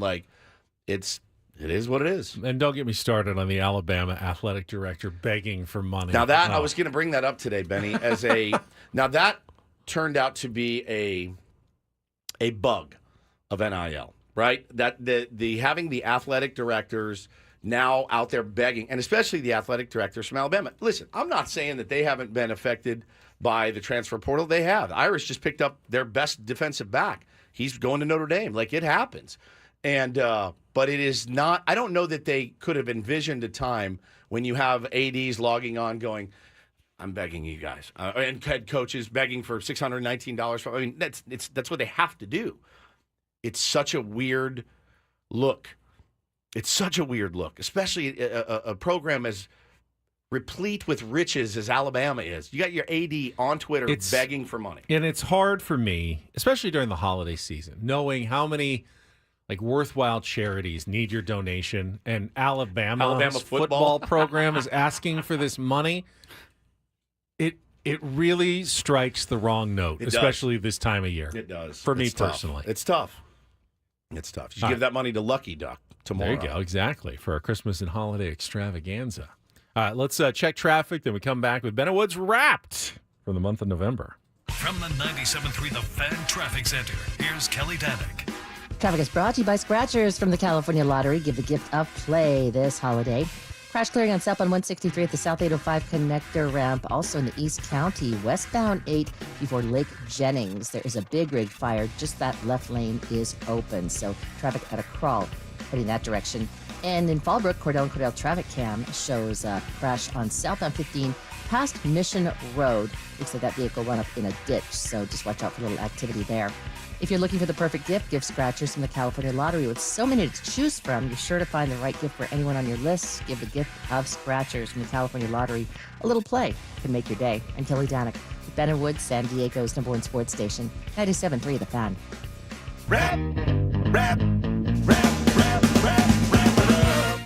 So later in the program, we're going to have Jacqueline Lash from the Padres on talking about all the events that are coming to Petco Park. And it was actually an event coming to Petco Park that inspired our Wrapped for the month of November. This was back from November 8th when we learned, Woodsy, that a Papa Roach concert was going to be taking place. I don't exactly remember when it is. Sometime in 2025. Yeah. Right, Papa Roach is coming to Petco Park. I feel like March or May. I feel like it was an M. Yeah, one of those M months. But I don't remember exactly. Is there any other setup required for this, Paulie? Not really. Or We just were get right ready into to it? get to your super sexy Saturday football schedule. Yep. And then during the commercial break, we got the press release that Papa Roach was coming to town. March 26th, by the way. March 26th, just a couple days before opening day. One day before opening day. Yeah, the day before. The day before opening day. Oh, wow. And this happened. Papa Roach is an American rock band from Vacaville, California. Do you know that song? I have heard the song, yes. Let's hear your best Papa Roach. Can I get some Ben Reed's Papa Roach? No, I want him to give me it? his best. It is kind of more of a spoken word song at the beginning. Play the beginning again. I've heard it. Yeah, I've heard it. 1 sec.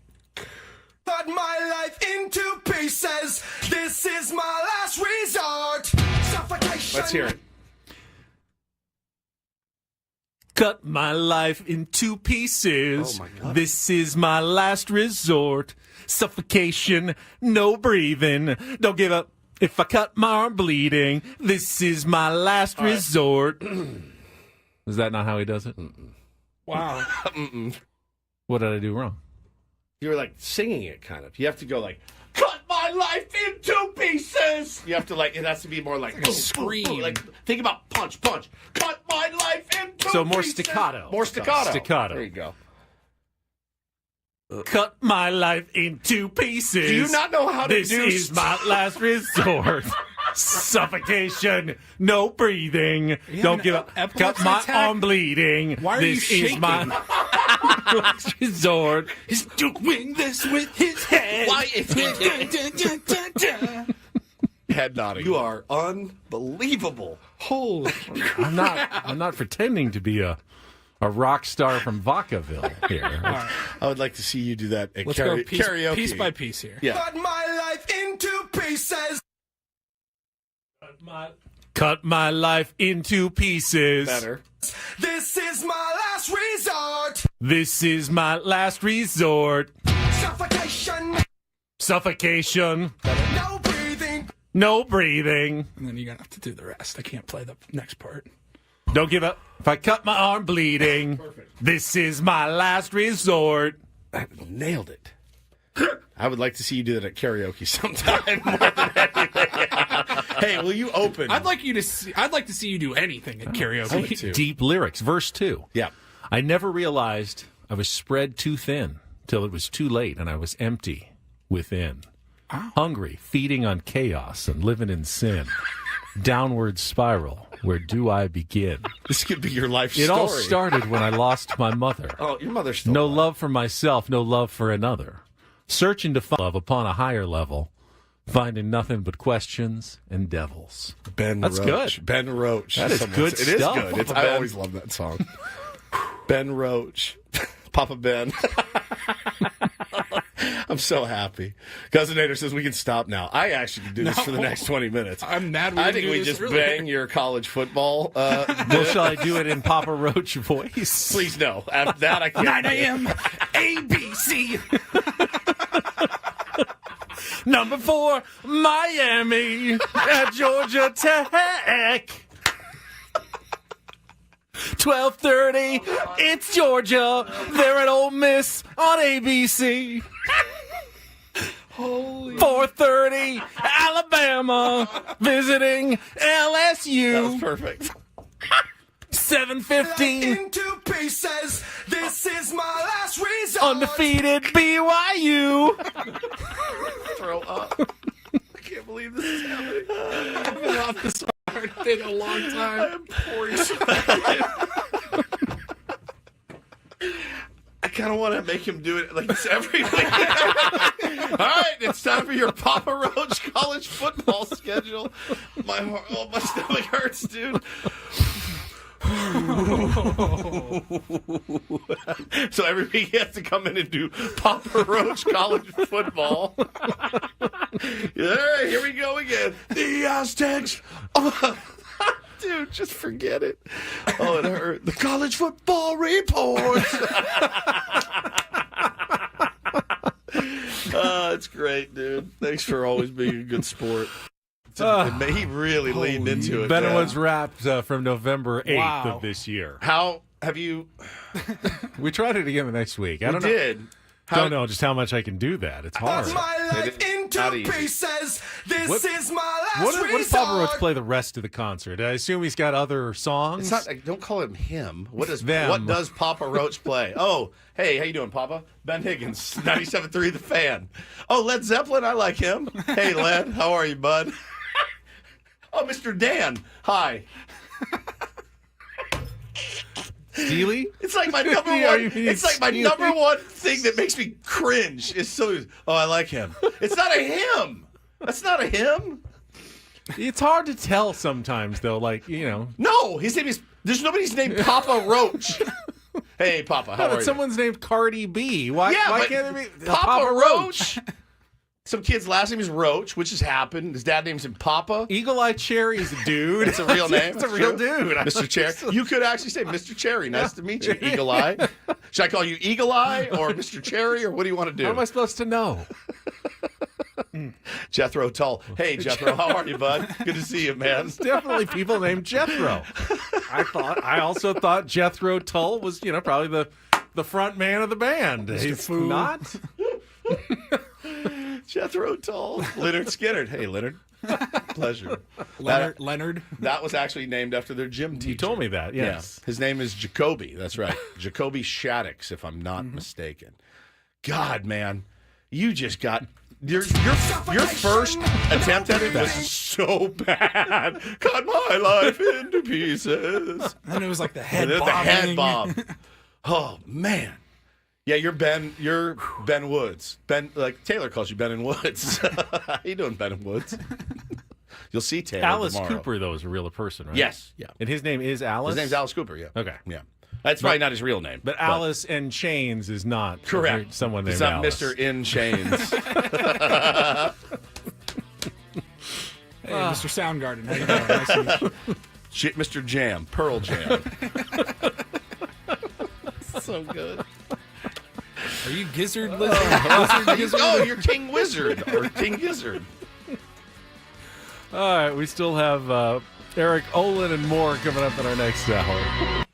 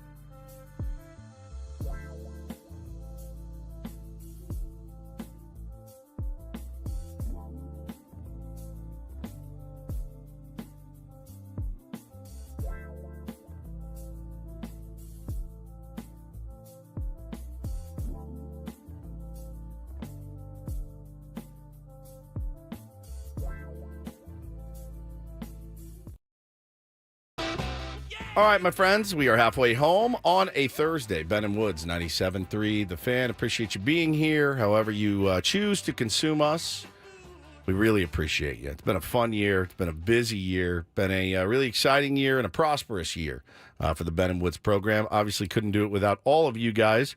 I'm Woodsy. That's Paul Reindl, the executive producer. Ben Higgins, Ben Roach. Those are our real names, not stage band names. Nope, that's real names. Don't do the fake name bit. Ben Higgins joins us as well.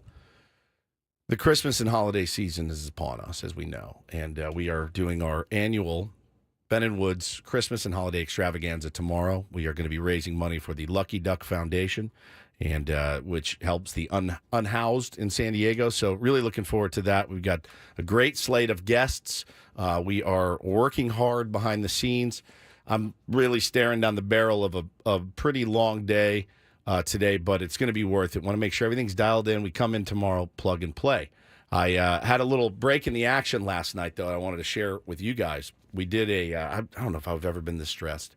We did a neighborhood thing with some friends of ours, right? Bo's got some little friends in the neighborhood, and we love them.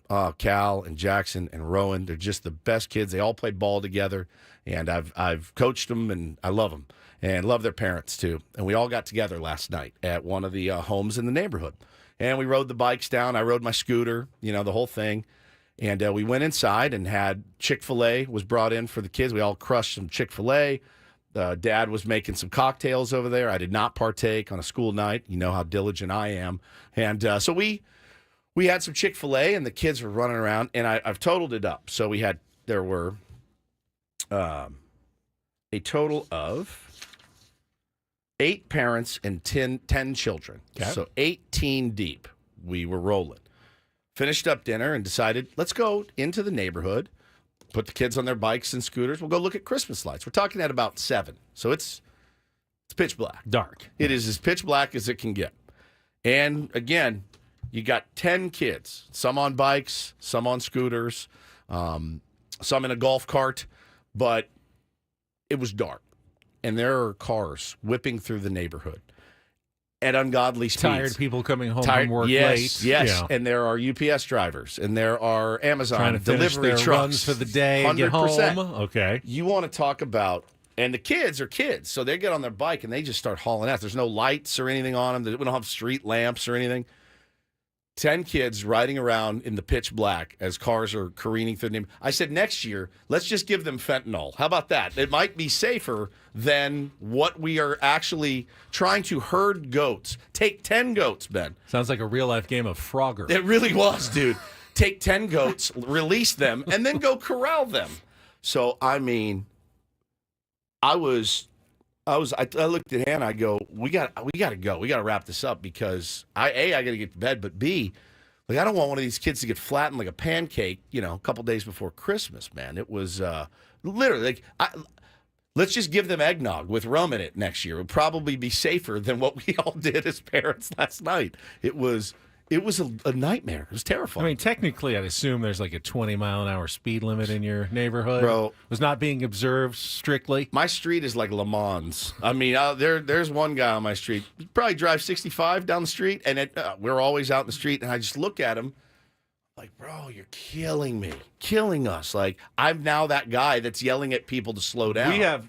We do a pretty good job of enforcing because we have lights and we have kids who play in the street all the time. So if you live there, to go pretty slow. Yeah. We enforce it with the stern look. If someone's going too fast, you kind of do the old stare down, like disapproving stare. I do the hand up. What are we doing? What are you doing? The one hand. Hey, come on. Let's go. The universal sign of disapproval, essentially. Yeah, man. I mean, I remember being a kid, and I remember being 16, 17, driving through a neighborhood and having dad stop and stare at me. And I'm like, eat it, old man. Now I am that old man. I'm out there policing the neighborhood because that's the last thing you want. It's the last thing you want ever is one of your kids getting hit by a car, your kid falling down, they can't see him. I mean, it was gnarly. It was gnarly. It was super, super stressful last night, but we had a great time. Good. We had a really great time getting to hang out. So what was the Chick-fil-A? Was it nuggets, strips, or sandwiches, or a mixture of this was great. The three? So she bought a buttload of chicken sandwiches, then cut them in half. Oh, nice. Then they had... Because it always feels like you're being more moderate when you're eating them half a sandwich at a time. Yeah. Even though you had 4 of them. Right. And then they had a tray, like a huge stainless steel tray filled to the brim with nuggets. I mean, nuggets for days. Then they thought this was brilliant. You don't want to order fries and let them sit there for an hour. Right. So she made crinkle cut fries and tater tots. Right, they come right out of the oven. They're piping hot. Throw those down, and we were set. And Chick-fil-A sauce, a little ketchup. We had some Caesar salad as well. It's fantastic. Well done. Fantastic night. Well done. But yeah, we got to figure that out next that's year. what I should have brought tonight before our Christmas and holiday extravaganza tomorrow. I have our Channel 10 ABC 10 News holiday potluck, as organized by Megan Perry. Oh, you're tonight doing that at the tonight? station, where you have to sign up to bring something. I went with the napkins 49-year-old dude cop out, and I'm bringing cheese and crackers, which I knew I wasn't going to have time to create some sort of feast. Although the Chick-fil-A ideas, people would have liked that. They would have. Yeah. So, all right, lay it out for me. So tonight I'm going to lay it out: cheese and crackers on a board. I'm going to bring a cutting board. I have bought Taylor's charcuterie board. Yeah, I've bought an assortment of club crackers and club. You went with cheese club? cuts from everyone likes club crackers, right? I agree. And then the thin four different like little squares. They're already cut for you, and I can just lay them out like the cheddar and the Swiss and Munster. Yeah, whatever the 4 Havarti. cheeses are. Yeah, and then you lay them out and you artfully decorate the crackers and the cheese around them on the board, and there you go. Pete says, "Cut my cheese into pieces." Cut my cheese into pieces. This is me bringing cheese and crackers. Board. This is my last resort. So you're going to walk in there tonight. There'll be some. What else will be in there? Delicious meats and. Other people could bring delicious meats. I'm just bringing cheese and cracker board. I'm surprised you didn't just volunteer for plates and napkins, which is really the easiest one to do, but necessary. Yeah, it's actually a step up from. The total cop out is plates and napkins. I'll just bring the plates and napkins. We have, but you don't like a potluck. Here, that's the problem. You have said you have I made. will eat my cheese and crackers for sure. That's it. Yeah. No, I may try something. I mean, we have more enthusiastic, younger colleagues and coworkers that want to, impress people with their lobster mac and cheese tonight and stuff. And but you won't eat any. I don't know. I mean, I'll assess as I You get don't there. like the crock pot. I'm a little worried. I mean, if I see it being set up, all right, they look like they've, brought this in, properly food handled, everything's good. Properly food handled. A good crock pot of those meatballs with I love the with meatballs. toothpicks there's no problem with that. Throw some barbecue sauce or what do they do? Grape jelly in the grape jelly and is actually sriracha. a really good thing. Yeah. Do you ever go with the item that you bring? Yes. Oh, I always just eat the item I bring. Usually. See, I'm usually especially if I made something and then just buy it at the store. I'm kind of sick of looking at this. I don't want anything to do with this right now. I'm gonna try something else. All right, it's adventurous of you. I know where my cheese has been, so I feel comfortable eating my cheese. You really know where? Did you churn the butter? No. The cheese, the I milk, I bought it myself at Costco a couple days ago. Is there a bigger cop out than the that veggie tray with the broccoli? Now, if you cut all the veggies yourself That's from scratch, elite. That's elite. But if you're just buying the one that's under plastic, they from bring Vons, it. They then- bring it. They pull the plastic off. They pull the plastic off the ranch or whatever, and you're like, oh, one of these again. The fruit plate. Super Bowl party. Yeah, Super Bowl party. Someone Now brings that. I'll work it though. Yeah. I'll work it at the Super Bowl party. I'll get the celery and the carrots going. I'll get it. Then there's always dude who's got his homemade chili. Homemade chili or your homemade meat sauce or whatever. The problem with the veggie platter is always I like to dip them in ranch. Yeah. And so you got to grab a spoon, I guess, and then Ladle just some throw ranch. some ranch I'll onto just go your dip plastic, it. your paper plate. You don't mind dipping it, but you don't know who's double dipped before you. That's Because true. you're not monitoring it the whole time. It's like in the break room, and you go in and you have no idea what's been done to this food when you weren't looking. Ben, I used to do drugs off of dumpsters in alleys. If some ranch that's been double dipped kills me, so be it. It was my time to go. I'm not too worried about what happened to him. Oh, He caught malaria from the ranch at a potluck. I hear the bird flu is going around. I don't want to catch it. I'm with you. So, well, listen. So I think if I were one of your coworkers, I wish I knew one of your coworkers. I need you to eyeball Ben tonight. Make sure he gets a plate of everything. What would you avoid if you saw it tonight? Like a honey baked ham or something? That'd probably be okay. It's the mayonnaise-y, creamy-based sauces that... Well, you don't like mayonnaise. Yeah, so. I don't like mayonnaise. But you don't know whether sometimes there's mayonnaise in something or not. Torrance says, Colonel Budget, back at it again. Cheese and crackers is a good... Now we got mayonnaise man. Now we got mayonnaise man. I think I spent probably $30 total on That's mine. good. That's good. It's not a lot. But it's not nothing. Could have just brought the $5.99 pumpkin pie, but That's I true. didn't do that. So you will avoid tonight any creamy mayonnaise-based salads. Yeah, Potato well, salad, like coleslaw. like a homemade artichoke dip. I don't think I'm going to go for that. All right. Yeah, people bring like baked. God, I love an artichoke. I don't like. Oh no, artichoke. I like a good artichoke dip. I just, if I haven't seen it being prepared or know where it's from, I could be a little skeptical. A lot of people are on your side. Angela says, I'm with Ben on this one. I don't know what people do to their food in their kitchen. You don't. Somebody could be making those meatballs and hate you and put, God only knows it. They could have dragged those meatballs across the ground. Hey, Ben, make sure you get yourself a helping of the meatballs. I'm generally liked at work. I don't know why someone would do that to me. So good. Well, it's not just you. They'd be That's putting true. everybody It could be at risk. someone else. That you would have one. You don't like one person at work, everyone suffers. Man. All right. Well, good luck tonight. Have fun with that. Thanks. We'll be here working on the show. I know you will. Yeah. And you'll be doing a good job. We will. I'm very confident tomorrow's going to go off without a hitch. I wouldn't say that. One or two hitches. My wife. Minimal amount Ben's of very hitches. confident. Woods is not confident at all. Not even a I'm little. Somewhere in the middle. I'm feeling much better this morning than I felt yesterday. This time yesterday. You know what my wife hit me with on the way out the door today?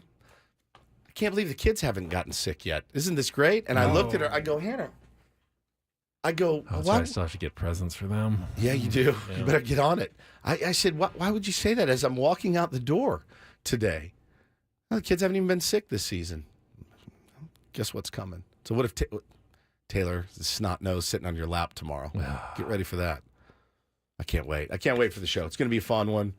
Going to have guests and food and all kinds of stuff. The gifts are going to be great. The gift exchange and the funny stories. It's just a fun day of the year. Is it multiple? I just got you guys one good thing. Am I supposed to get multiple things, or just I got you guys multiple things. multiple things? They're funny and cool.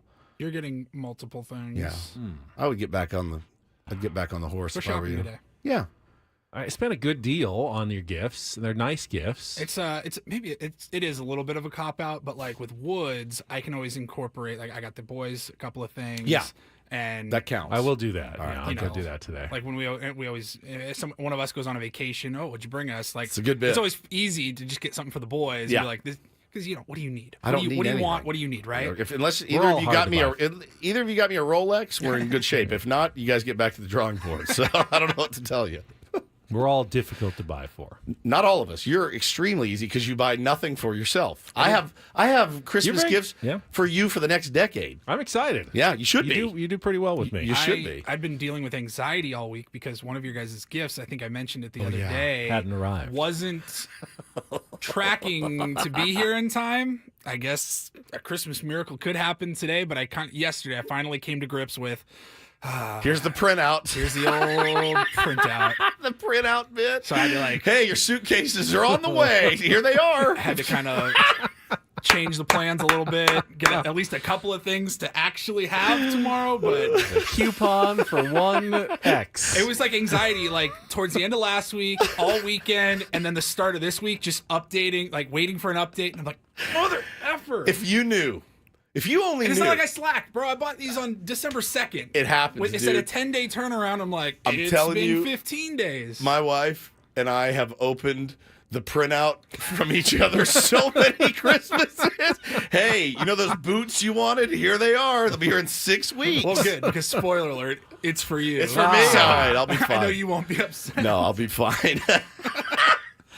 But like, But by the way, You better give me a printout. I want a full printout of what it is. This morning. All right, you were good. not looking. Good. All right. Brochure that thing. Yeah, 100%. All right, we'll take your time out. Still coming up, we got Eric Olin, the head coach of the red-hot UCSD Tritons basketball team. They are making their mark on the college basketball world in their first season of full Division I eligibility. Still have our roundel report, our football threesome, and Jacqueline Lash from the Padres going to be with us to discuss their fun holiday stuff over the next couple of weeks as well. So lots to get to in the last hour and 44 minutes of Ben and Woods going until 10 o'clock in Annie and Elston. We'll be back after traffic here on San Diego's #1 sports station, 97.3 The Fan.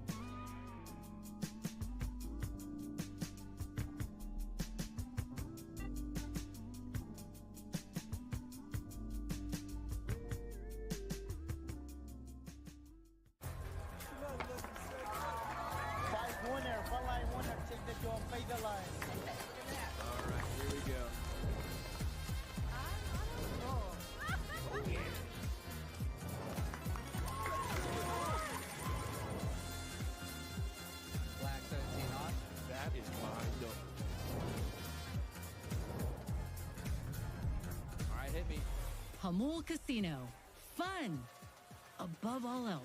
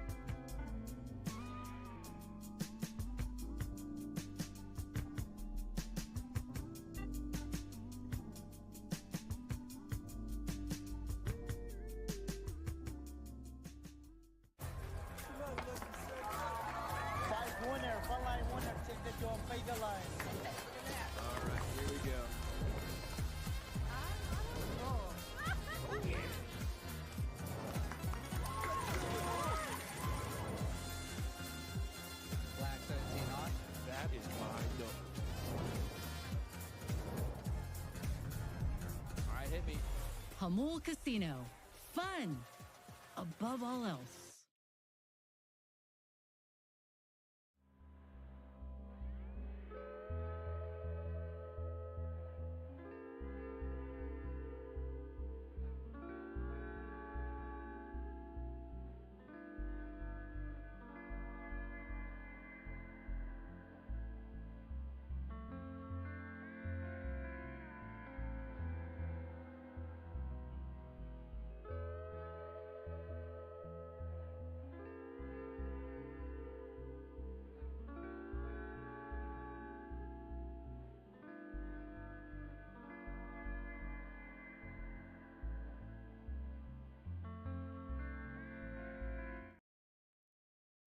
I was liking when we can beat the San Diego Padres to the punch. Me and you both. And I was just checking on my social media feeds, and I have not seen any happy birthday wishes yet to a very key member of their organization.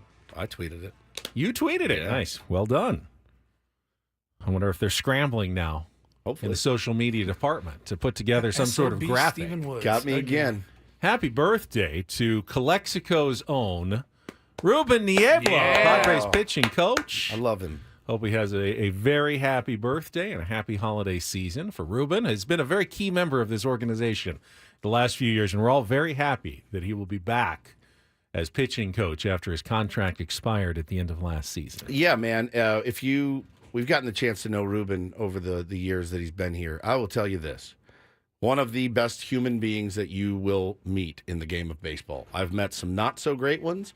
I've met some average ones, and I've met some great ones. And he is amongst the great. And what you may not know this about Ruben, he's like the world's biggest ball breaker that you've ever met. And I love that. He is just the coolest guy. He does it with the pitchers sometimes he does, too. Though. Absolutely, he does. They're not safe. No. He's a baseball guy through and through. The prankster. Through and through. But he also uses it to kind of make points as well, and get inside their heads a little bit. And man, if it hasn't been effective for Ruben these last few seasons, he's just the best. He is just the best. Padres did make a social media announcement yesterday. Had a graphic. I did nothing, Luban. My name is not Luban. It is Ruben. It's Ruben. that they dropped yesterday. Keep February 1st open on your calendar. Just a little teaser, but that is the date for the Padres 2025 Fan Fest. Just before the team reports to spring training in Peoria.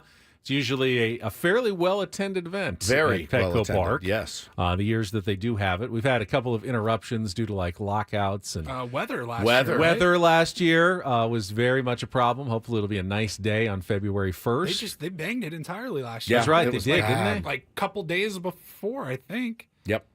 So it's been a couple of years, but usually it's a good time for all of us to get together, see Tier 1s. Remember that one a couple years ago? Holy the 2023 one? Smokes. That was heading into 2023. Padres a Palooza. It was insane. That place was nuts. I'm assuming we'll be down there as a show broadcasting live. We usually are. So we know Adam Klug, don't you? Yeah, I do. Yeah. I know we'll be down there. I'm surprised he didn't immediately call us and say, hey, we're going to have you do a special show. Keep that open on your calendar. I put it in my calendar already knowing it's coming. So keep that in mind. February 1st, the date for the Padres Fan Fest. I'll put that in my calendar right now, buddy. Speaking of big dates, today is big date for our new MLS team, San Diego FC. Schedule. The MLS schedule comes out for the 2025 season. And we already know that they're opening the season against the now defending champion LA Galaxy up in Carson. It's not a rivalry, little brother. On either February 22nd or 23rd. Let me save you guys some trouble. We're little brother. Well, remember, there's two teams in LA. There's That's LAFC and LA Galaxy. I don't know which one's going to be more of your rival. I mean, they're obviously rivals with each other. They have their whole annual rivalry matchup. Yeah. What I think not El Clasico. That's the now they have a name for it. They're rivals with the San Francisco team. That's their true rivals. Big time, bro.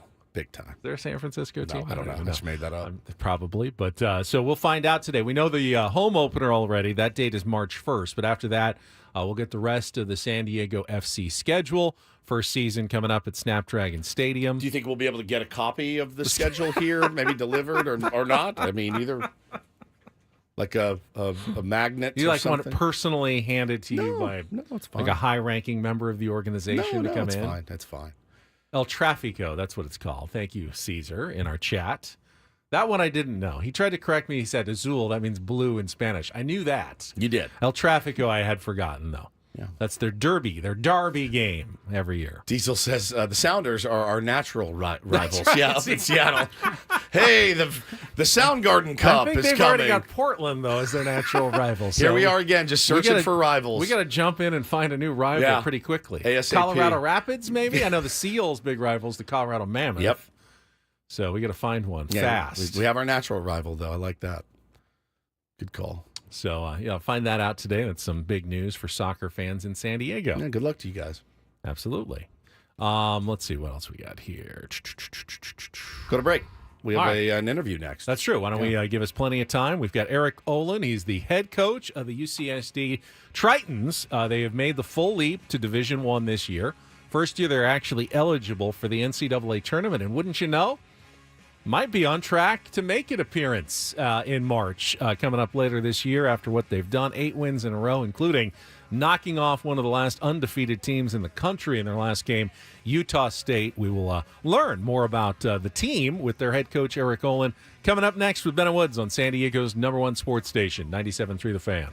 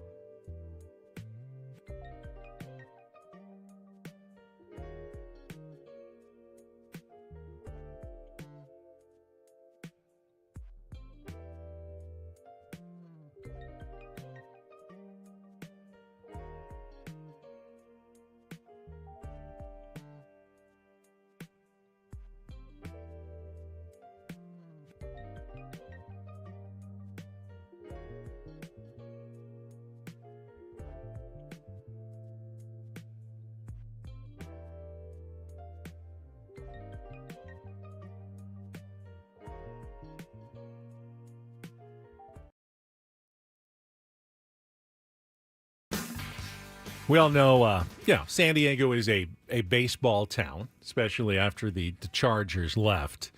But with the void of the NFL, I think clearly now, like 1B to 1A baseball is college basketball. No doubt.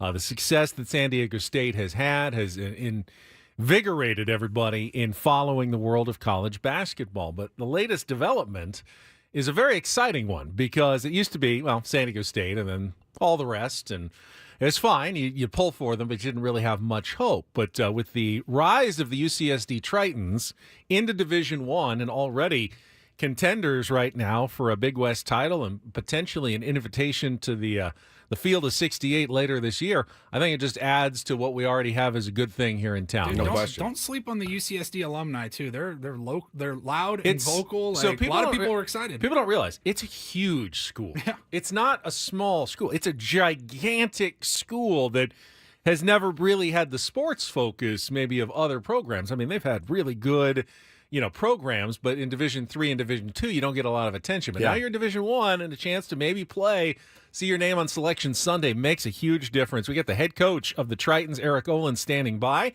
He's going to join us right after this check of traffic on 97.3 The Fan. From the 97.3 The Fan Traffic Center, here's Kelly Danick. Traffic is sponsored by Scratchers from the California Lottery. Give the gift of play this holiday. Got a stalled car on the Coronado Bridge heading off the island right at the northbound 5 connector. It's got that left lane blocked. Also, northbound side of the 805 before the 15. Accident involving several vehicles. They're all over to the right shoulder. We still have this accident in Lakeside, northbound 67 near Mapleview. Those vehicles are over to the right shoulder. If you're looking for the perfect gift, give Scratchers from the California Lottery. With so many to choose from, you're sure to find the right gift for anyone on your list. Give the gift of Scratchers from the California Lottery. A little play can make your day. I'm Kelly Danick with Ben and Woods, San Diego's #1 sports station, 97.3 The Fan. So I mentioned this yesterday, and I just checked it to confirm because they do change every day. But the latest NCAA net rankings, you look at number 56, you see San Diego State. You look at number 57, and you see UC San Diego there in the top 60. And joining us right now on 97.3 The Fan is the head coach of the Tritons, Eric Olin. Coach, good morning. Welcome to the program. Morning. Thanks for having me. It's my pleasure, Coach. Now, if you would, please explain net rankings to everyone in the audience. I know Dutch can't really do it either, so, this is a tough one. Yeah, well, they take a whole bunch of rankings, they just put them in one thing and spit it back out, but nobody really knows. Perfect. That's not actually true. Some people know, but those of us who are coaching it, I think there aren't that many that really understand it. So we just try to play good basketball and hope it works out for us. That's what I was going to ask. I mean, is that something that you are actively searching? I mean, we get ratings for radio, and I'm pretty involved in trying to figure out what our ratings were and things like that. I mean, it's important. Also, a little bit out of our control sometimes. We know that feeling, but is that something that motivates you, or that you use to motivate your players? We don't really talk about it much with the players. I mean, I think as coaches, like you know kind of which metrics that go into it. So yeah, like I check those, I see where we are. Like I look at other teams. You want to know like where your opponents are doing, and then after you play the teams, you're rooting for everybody you played to win, so that it helps you. But outside of just sort of following it, at the end of the day, like day to day in the gym, like it really doesn't have much to do with it. So, Eric, I guess my first question, and we were talking about this a little bit this morning, is how did you do it? Because the jump up from Division II to Division I can be a challenging one for a lot of schools. There's, new recruiting, scholarships, new rules, everything that goes with it. And you were the coach, and it's been there over a decade now. The team was Division II, probably an inkling of Division I in the future, but that was years off, and now you've shepherded them all the way now to complete eligibility in Division I. How did you make the transition and so successfully to already be, at this level of competition in your first full year at Division I here? Well, it's a lot of work for a lot of people, and ultimately it just comes down to having good players. I think specifically in college basketball, they probably give coaches a little too much credit, but we just try to get the right people who fit our program and our university in the room, and then everybody kind of pull in the same direction to make it happen. And it was a long process though. Like that transition is long. 4 years with no postseason eligibility is kind of a grind. We had a pandemic mixed in there, so it was a long transition. But we've just kind of slowly built our program and continue to get better and better. And we have a pretty good team this year in our first year of eligibility. You talk about giving the players credit, obviously, but you got to get the players to come to school. And you mentioned finding the right fit. Now, Woods, as far as I understand, you don't really change the academic requirements, just because they're basketball players at UCSD. They got to be able to, pass their classes at, high level of academic rigor at that college. That just adds to the challenge, I'd imagine. Yeah, well, there's sort of pros and cons to that, right? So we can't recruit everyone. So our pool to recruit from is certainly smaller because of our academic requirements. But the flip side of that is we get really smart guys. And so we have a smart basketball team. I think that's a real strength for us. I think we have a really high IQ basketball team that kind of knows how to play, understands what we're trying to do. I think we have guys who understand what their strengths are. And so we sort of lean into that side of it, right? We got to get smart guys because that's our institution and that's how our university is built. So then we lean into that and then try to build a program that amplifies or puts really high IQ players in a position to be successful. Talking to head coach for UCSD, Eric Olin, here on Ben and Woods this morning, and it's something we talk about a lot on this program is the rigors of recruiting, and there's guys in this town that are head coaches that have done a great job, and you're one of them. And we always just kind of wonder how difficult is it actually? I mean, you're dealing with kids, and kids can be indecisive, and kids can be wishy-washy. I've got 2 of them of my own. I know exactly how it goes, but when you actually have to go out there, pound the pavement a little bit, give us something maybe we haven't heard about how difficult it is to actually recruit. Well, it's just I think right now some of the challenges are just within the landscape, everything changing, so it's a little bit of a moving target. So those are some of the biggest issues. But we kind of talked about our place in the fit, and while we can't recruit everybody, when we find the right fits, it does get easier. Because I think the guys that value play in the way that we play, think about the game the way that we think about it, value education. So if you sort of kind of value the things that we value, then it gets really easy. So it's really identifying the people who kind of align with what we're doing. And once we find that alignment, then the recruiting process gets a lot easier. So it's a lot of work up front to identify those people, and then kind of make sure we check all the boxes and do our diligence there. But once we get down the road in the process, when we have the right people, it usually goes pretty well. Talking to UCSD head basketball coach Eric Olin here on Ben and Woods. And Tuesday night, you guys went into the D. Glenn Smith Spectrum in Logan, Utah. That is a really tough place to play for SDSU, for anybody. Utah State, an undefeated 10-0 basketball team. And you came away with the win.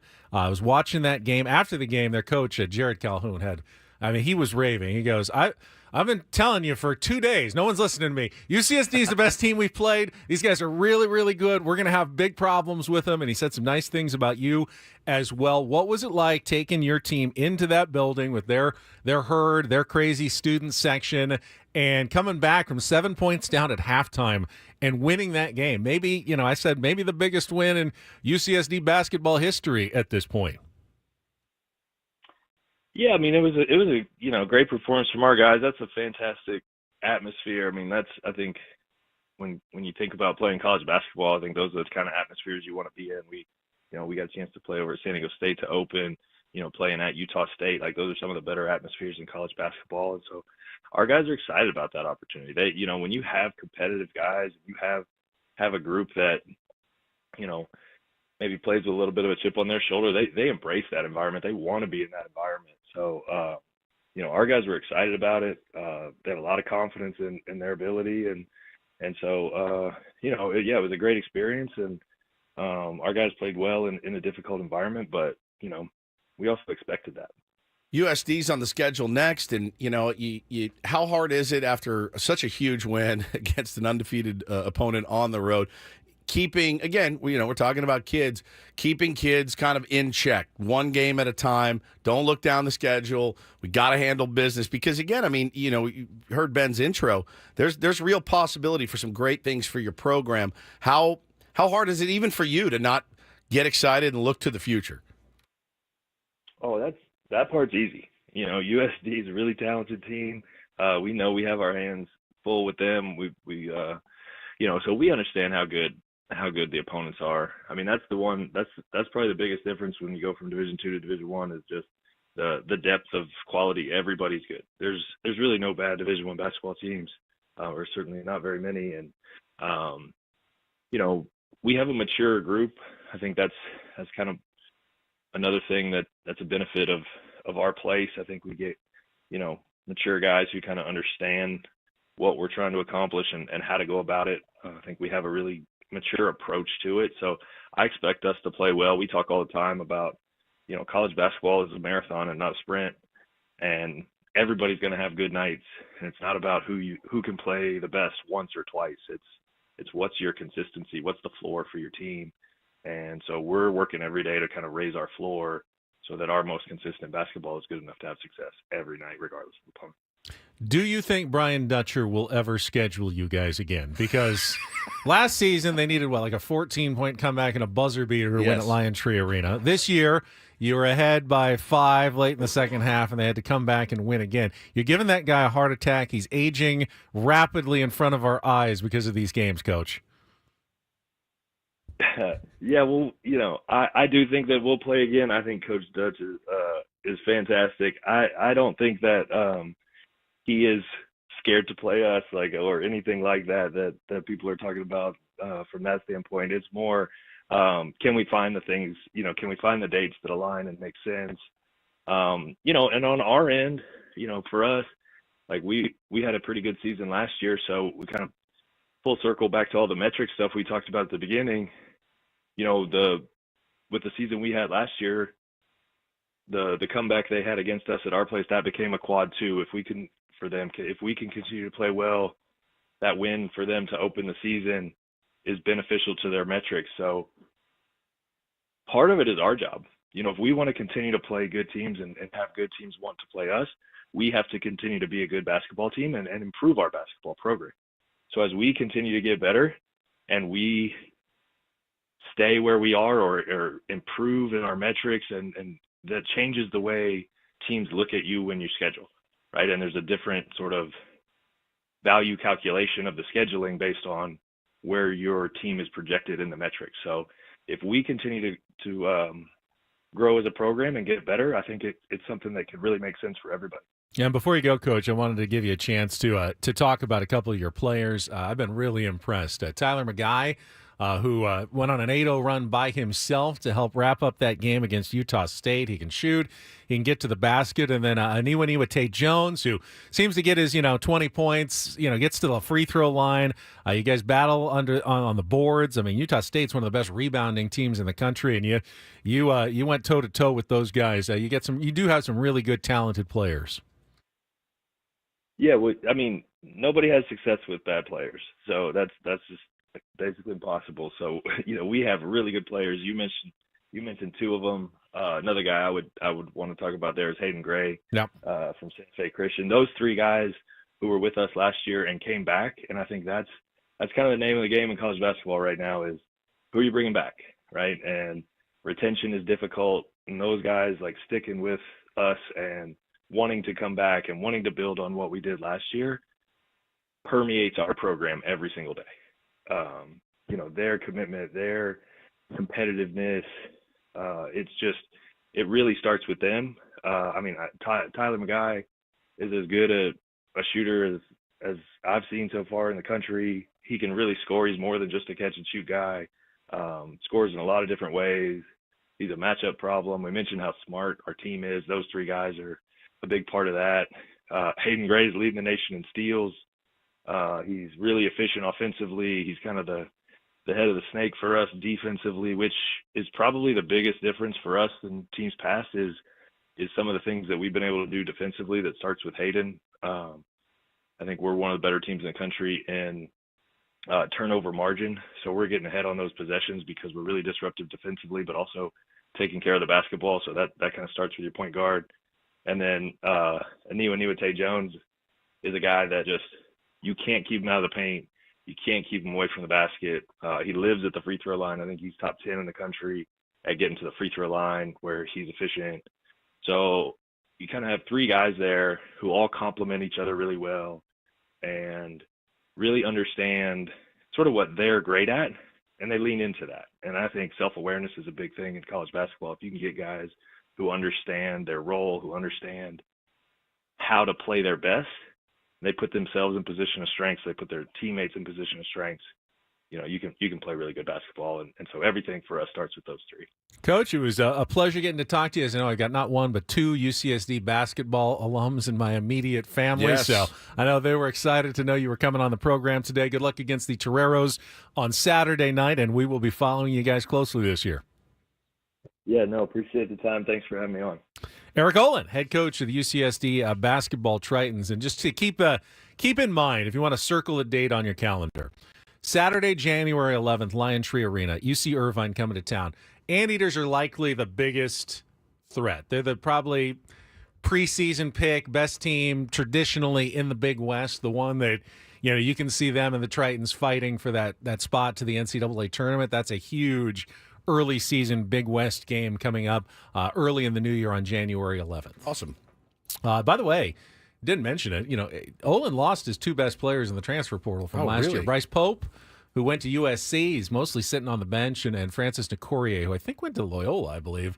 Both of them transferred out. Were the two most productive players last year. Had eligibility, but they deal with the transfer portal as well. But the guys that they kept that he mentioned stepping up, Tyler McGuy, Aniwa Tate Jones, and Hayden Gray have really done a phenomenal job for that team. Any coach in America would love to have any of those three guys. I saw that Loyola finally lost a game. The Sister Jean Curse actually reared its ugly head. Its old I thought head. they fixed it with a great social I thought they media did post. too, but apparently they did not. They did. So end up anyway, losing a game. fun to get to talk to Eric Olin and get to know a little bit more about his team. And it looks like the future's fairly bright for that program right now. No doubt.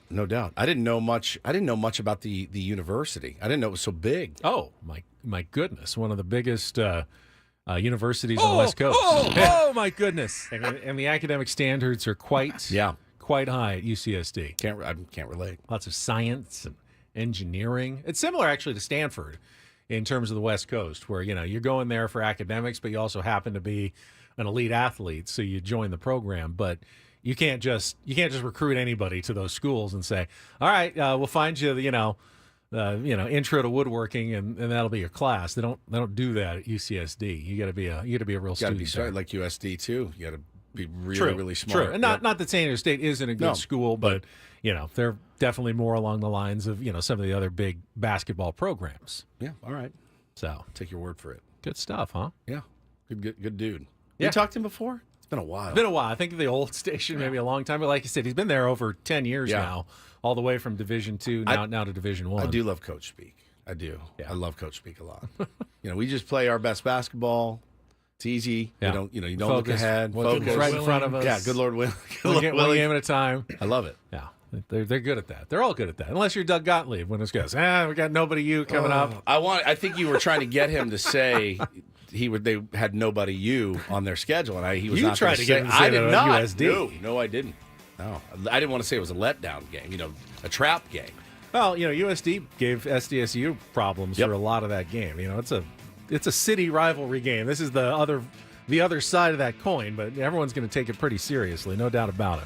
All right, we still have 1 hour to go. Paulie's got a Rindle report coming up and our football threesome still ahead. Don't go anywhere. Ben and Woods continuing next on 97.3 The Fan.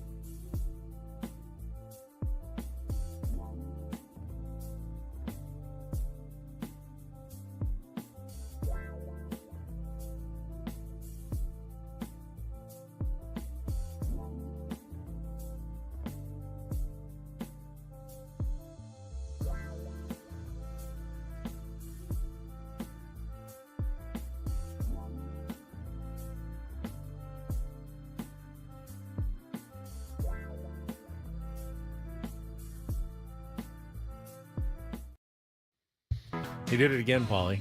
Welcome back. I don't understand. Two-thirds of our program. I'm Ben Higgins. This is our executive producer, Paul Reindl.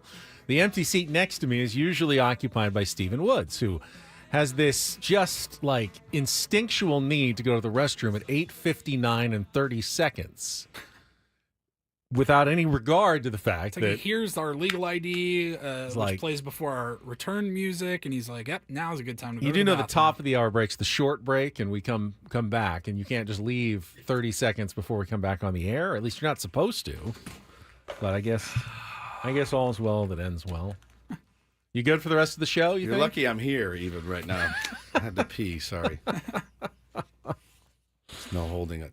See, the idea is you wait until the end of the segment, and then as soon as the segment ends, you quickly rush off. But you like to stay and chat for a couple of minutes. We had a conversation that was going, and I was, you know what I'm doing? I was actually busy doing is I went to our Instagram, Ben and Wood's Instagram, and I clicked on, I saw some, it said requests, and there was like 10 requests of messages that we had missed.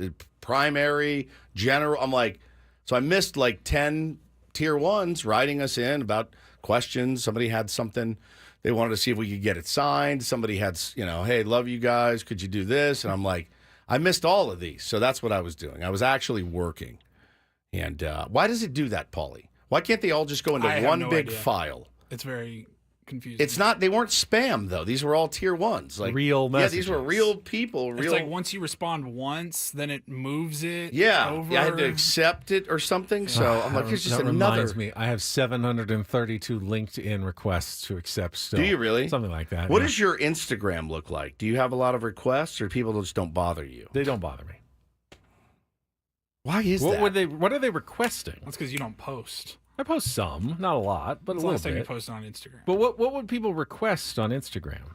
I mean, Is that the little thing in the top corner? That's yours because I get Ben and Woods as well. Let's see, we got Caesar. I haven't checked in a while. People so send you like funny things. Go back. Yeah, people send you funny stuff. yeah, there's my Hannah mother-in-law. replied to Oh, you. okay, yeah, that was nice, Hannah. Well, Yep. There you go. why isn't this Going shareable? through his DMs. Yeah. Well, do I have to set something? She wanted to share my Peloton post from a couple of weeks ago. Yeah. And she said, why isn't this shareable? You probably don't follow her or something. No. Oh, well, it's possible. Let's see. Hannah, let's see. In escrow, I can like that post. Good job, Hannah. It's good. How do I follow? Let's see. Follow. No, I'm following her. Oh, I don't know. Do I need to set like shareable for posts or something? I just Probably. assume, I don't block account anyone. private? I let anybody follow. I don't limit anybody. It's so there's so many different things that we have to monitor, right? lot. Emails and Instagram and Twitter and Blue Sky, and we don't have a Blue Threads. Sky. Threads. I caught myself last night on I was on Instagram and I saw a thread about Keith Richards. I often Does it actually get click you? on Yes, Threads I all do of a sudden. too. Now, wait, I'm not on Instagram anymore. Now I'm on Threads. I don't post on Threads, but I saw this Keith Richards thread. It was his birthday yesterday. I think he turned 84. Is that right? 84, 83, something like that, which is insane. But they were talking about all these people were weighing in on all of their encounters with Keith Richards. And they said, one guy said, I was so disappointed. I was actually working a backstage for the Rolling Stones. And, it's the Rolling Stones. I was expecting debauchery. He goes, not a lot, man. They wanted a lot of Coca-Cola. There was a lot of Coca-Cola backstage. And he said, so. Is that what when they say they're doing Coke? Yes. Well, now when they're doing Coke, it's actually Coca-Cola. But the guy said, so, they're in town for a few days. He goes, all of a sudden at the end of the third day, I saw Keith was drinking a lot of Coca-Cola. He goes, on the third day, he walks by me and hands me the can. He goes, here you go, kid. And the guy's like, look, I'm going to finish Keith Richards' Coca-Cola. I could maybe turn into a guitar guy. Even if he backwashed He said a little? you don't care. It's Keith Richards. He put it to his mouth. Wasn't a splash of Coca-Cola in there. Straight Jack Daniels. So what he would do is he would pour out his Coca-Cola, because I think Mick was probably like, are you drinking again? And he's like, no. They I'm must have just- to hide it from someone. Yes, man. he's trying to hide it. Obviously, rock stars generally get a fairly A wide berth?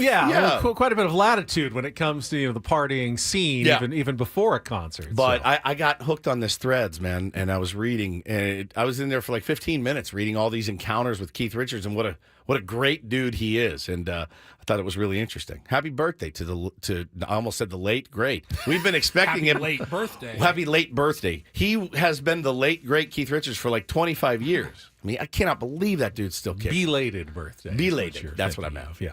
All right, Paulie, it is your turn. Let's get around the report. And get things started here with our today's edition of the Reindl Report. Now tuned into the greatest.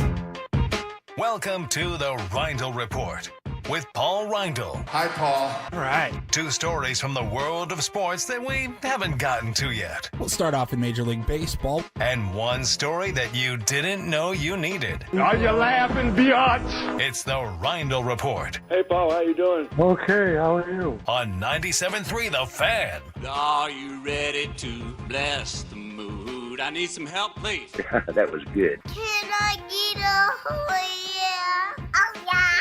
All right. By the way, every time I call our friend Jack Taylor, friend of the program, every time I call him, he goes, "Okay, how are you?" And it lays me out every single time. Hey, Jack, how you doing? Okay, how are you? Every time I call him, and I just start laughing. It just delights. It's the best. Oh, love that. All right, guys, we'll start off. I got a couple of fun NFL-related stories. So yesterday we talked about Michael Penix Jr. getting the nod to the starting quarterback, QB1 of the Atlanta Falcons.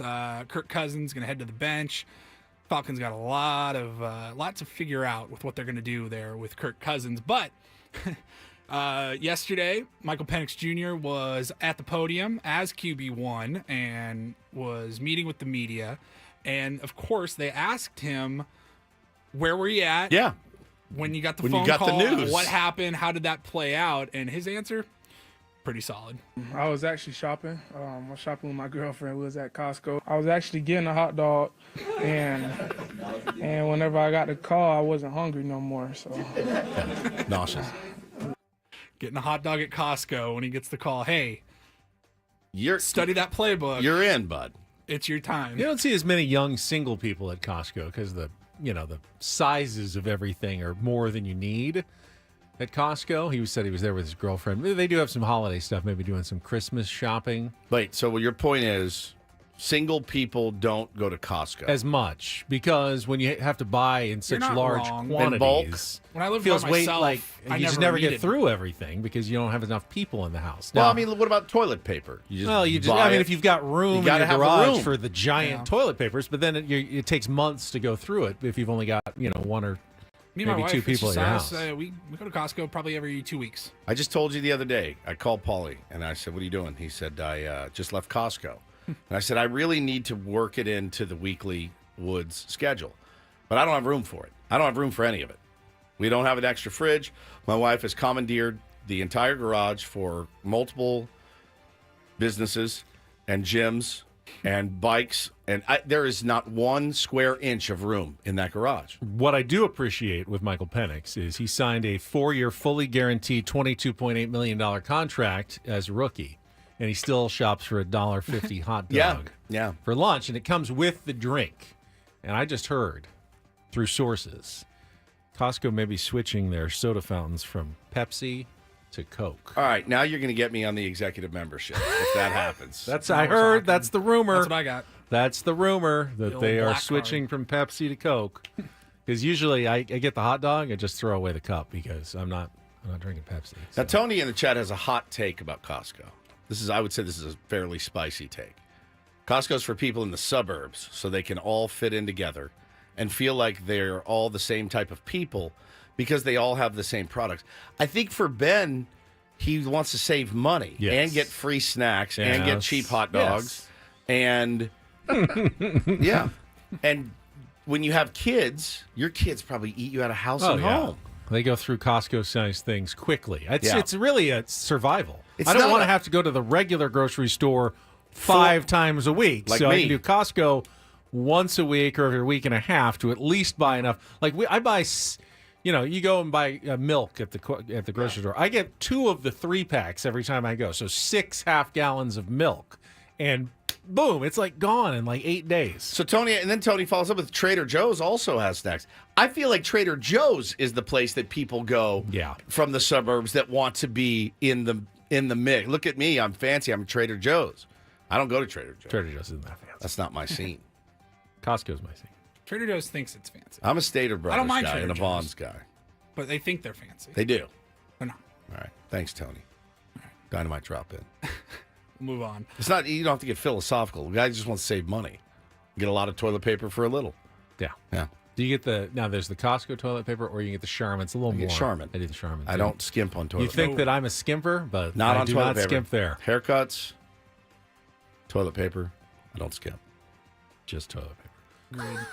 Just toilet paper. All right. These always fascinate me. This time of year, it is the holiday season, and one part of your job duties as quarterback in an NFL team is you got to take care of your boys. Yep. The big men up front that protect you I all season saw long. this.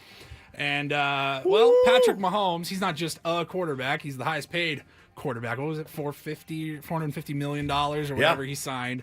He's got a lot of money to spend, and having a good year. You got to take. I mean, I think whether you're having a bad year or a good year, Yeah, you still got to take care of the hogs up front. Definitely dude. wanna You take have care to. of, It's a bit like at your this blind point, side. you have to do it. You can't not do it if you're a quarterback. I mean, you'd hope that they're getting paid as well to protect you, this bit. but They ain't getting as much as you are. I'm actually on team take care of your offensive lineman here. You don't even want the chance that one of those guys is like, This he cheap didn't really- SOB. Yeah, it's like, go ahead. Yeah. The problem here is Patrick Mahomes does what I'm about to explain here with all his gifts for his offensive linemen. What is it like? Caleb Williams, I'm sure he's not broke, but he's a rookie. Michael Penix Jr. now is like, oh crap, do I have to do something for my offense? You all do. They're Yeah, like- all of you. If you're starting quarterback, you got to take. And I don't think his offensive line has even had that great a year in Kansas No, City. but They have a good you don't want him record. thinking, do I really want to block Myles Garrett? Or Right. not? Right. So Patrick Mahomes, his offensive line, they walked into the locker room. I think this was yesterday. Ooh. And All right. they, in front of each of their lockers, was a big Yeti cooler. Let's try to mentally think of how much this all costs. All right, Yeah, here. all right. That's about a $400 cooler right there. Okay. We had a pair of Oakleys. Okay. $250. Probably got those for free. Let's be honest. Those are regift. I'm going to call it right now. Regifted. Sponsor. A Rolex. Ooh, those are not regifted. He went and bought those. That's Lucchese- what I mean, what are you looking for? 20,000? Yeah. Okay. Lucchese cowboy boots. Looked them up, at least $500, probably more. But at least, that was kind of the starting Cowboy point. boots. What's the thing in the box, the white box on the right? Normatec recovery boots. Those Recovery boots. They are the greatest thing They look of all like time. they look like cybernetic legs. They're sleeves. You put your legs in them, you sit back, and you hit a button, and they just pulse. And they're just the best things, and I want them so badly. My wife It's will like not that get massage chair at Costco, except it just wraps around your legs. Bro, instead. there's a place by me that does cryo and those things, and I'll go before fantasy camp and after, and I'll get the legs done, and I love them. If I was a ball Look player, like RoboCop. they're wearing them. awesome, and it just feels so good. It gets the blood Those- flowing. I mean, it's probably a bit, let's be honest, but I'm all in. Again, very possible that they have a connection with the Chiefs. Yeah, and yeah. He got them for a What discount. are they, about for free. 800? About 900 is where they started. So again, probably got the high end ones for his boys. I want some Robo legs for Christmas so bad. So I mean, so bad. what are we talking here? Like 25 to 30. Yeah, a piece, $1,000 a guy. Easily. I figure 25,000. Easily. Add it all up. And that's how many offensive linemen are we talking? I don't know. Is it the starters or all the backups? I mean, there's probably 12 offensive linemen on a team. At least 8 or 9. It's I mean, such you a gotta have backups nice to all the positions. It's such a nice package to walk into. I mean, really, I'm excited to give you guys your gifts tomorrow. But Do they give him anything? Ooh, that's a good question. that's tough 'Cause because you're- it's okay. not going to be that nice. You're And a then you'll- starting offensive lineman in the NFL. It's a bit now. It's been a bit for a while. You know you're getting something from your quarterback. You gotta give him You got to something. have something I ready. think you're kind of like the kid at Christmas. You just get. You don't have Is to that give true? back. Yeah, but you think that about here. Like, I have to convince you to give Adam and Michael gifts every year.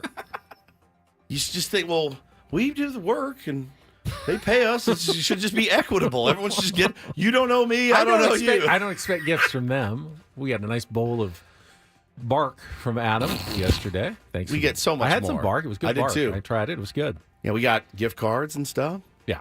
From the company. Odyssey paid for those. That's true. He doesn't need They to didn't. get us. They didn't pay for those personally. You know what he right? does? He lets me get away with a lot on the air. Yeah. So that's my gift, Michael. Right. You don't know me I a know. damn I do thing. appreciate both of them, though. Yeah, but that you have to give your bosses gifts. It's like in the. You've never done that. You've been. Well, I mean, What do you do at Channel 10? He didn't give me anything personally. The company gave me a nice gift, and I appreciate him. Right. But we're actually personally gave him a gift. Right. That's what you're supposed to do. You're supposed to give your bosses a gift. But they're not supposed to give you a gift. Correct. Personally. Because look at all these people they have here. Well, I get that too. That's Do why I you- just feel like maybe It's very standard. office It's gifts so is not. standard. Like the Carlos fact that says this that's is even a brown conversation. nosing. Exactly. Yeah, Oh, damn right it is. Yeah. It's you know what it's called? It's called smart business. All right.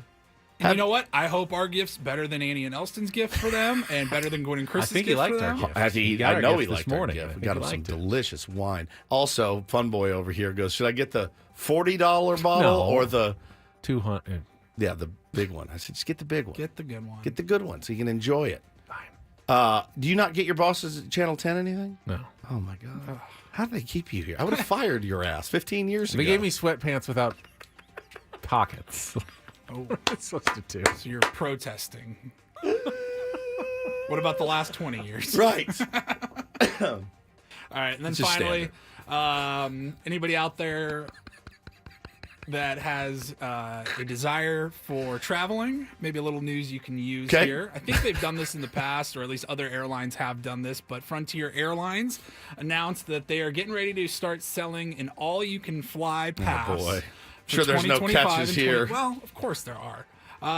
But from what I've been able to read, Yeah, you it's have still to not. fly on Frontier. Yeah, that's the catch. It's not that bad. All I've right. done it. It's not Spirit Airlines. No, it's not that It's bad. not that bad. So $299 is all it costs for the all-you-can-fly pass. It's for 2025 and 2026. It will start May 1st, 2025. Okay. And it goes until April 30th, 2026. So a full year, just kind of in the middle of the year. Okay. $299 for the pass. You must be a U.S. resident and a member of Frontier Miles, their loyalty program. But if you're not, as soon as you buy it, it automatically signs you up. Obviously, it has to go only places that Frontier flies. Right. I don't know that they're huge here in San Diego. Fly out of here, though. Yeah, I don't know how many destinations. Calgary, I think. All right, so you can fly from San Diego to Phoenix on Frontier. Okay. So you can buy the Frontier Pass, you can buy the Diamondbacks Pass, and you can go to as many Diamondbacks games as you want to with those two passes. Yeah. Hop on your Frontier flight, go to the D-backs game, fly on back home afterwards. And don't forget, you can stop by and watch the Suns play and eat a full meal for Yeah. like $7. Honestly, Just what's commute the from here to Phoenix. so what's the cost of this one? So it's $299. You can book All right. tickets on select flights for just $1 penny after that. And then you have to pay the taxes. And then the Diamondbacks fees. Pass was a couple hundred as well. Yeah, something like I that. want to So- say $299. That sounds about the So same. for $600, you literally, I mean, you go to all the Padres road games in Arizona just by buying those two things, and then any other Arizona Diamondbacks games you wanted to the rest of the year. Yeah, you just not have bad. to just have to book the flights I and think hop on and hop off. Like if I had if I was single and my girlfriend lived in Phoenix or Denver, no brainer. I'm glad you said that. I do think like single people or at least people without families probably going to benefit the most Yeah. from this because when I was reading it, like you can only make reservations the day before a flight. Oh my God. And it's like the standby. You don't get to choose your seat. I mean, you're talking like, there we go. want to get away for the weekend? Like, let's just, here we go. Holidays and other busy times of the year going to be really tough. Now, if I was totally unattached, like show up at the airport, not even know where I'm going, what flight do you have room on, and I'll just go there this Right. weekend. That's kind of exciting. Who the hell would do that? I'm sure there's. I people couldn't out there. imagine. I'm crazy, right? Like we're flying the day after Christmas. So the day before a domestic flight, 10 days before international flight. The day after Christmas It'll be is busy, gnarly, but right? it's not as busy as the couple of days before. And I feel like most people are sticking around at least a couple of days, so maybe right the day after Christmas won't be the worst. Sorry. Was that a vomit? No, it was just one of that. Was it a that reflux? deep tickle. Save it. I want to revisit that. That was incredible. I thought that was you had acid reflux. No, that looked I don't painful. have acid reflux. It's Man. just that really deep tickle there. So you don't think it'll be bad the day after Christmas? I won't be good, but I don't think it'll be the old 3 hours. I was nervous. We flew home to San Diego from Vegas the day after Thanksgiving. I know that's always a huge travel week. Bro, piece of cake. 30 seconds to get through security. I'll be there 4 hours early. We were and that's pulling what's gonna up happen. in the Uber, and I'm like, there is nobody here. I think we're okay. And we just walked right Flying in. on Christmas Day is elite. I've done that too. done Dead. that. Dead. I need to take a break. Traffic. What is happening? Football threesome coming up next.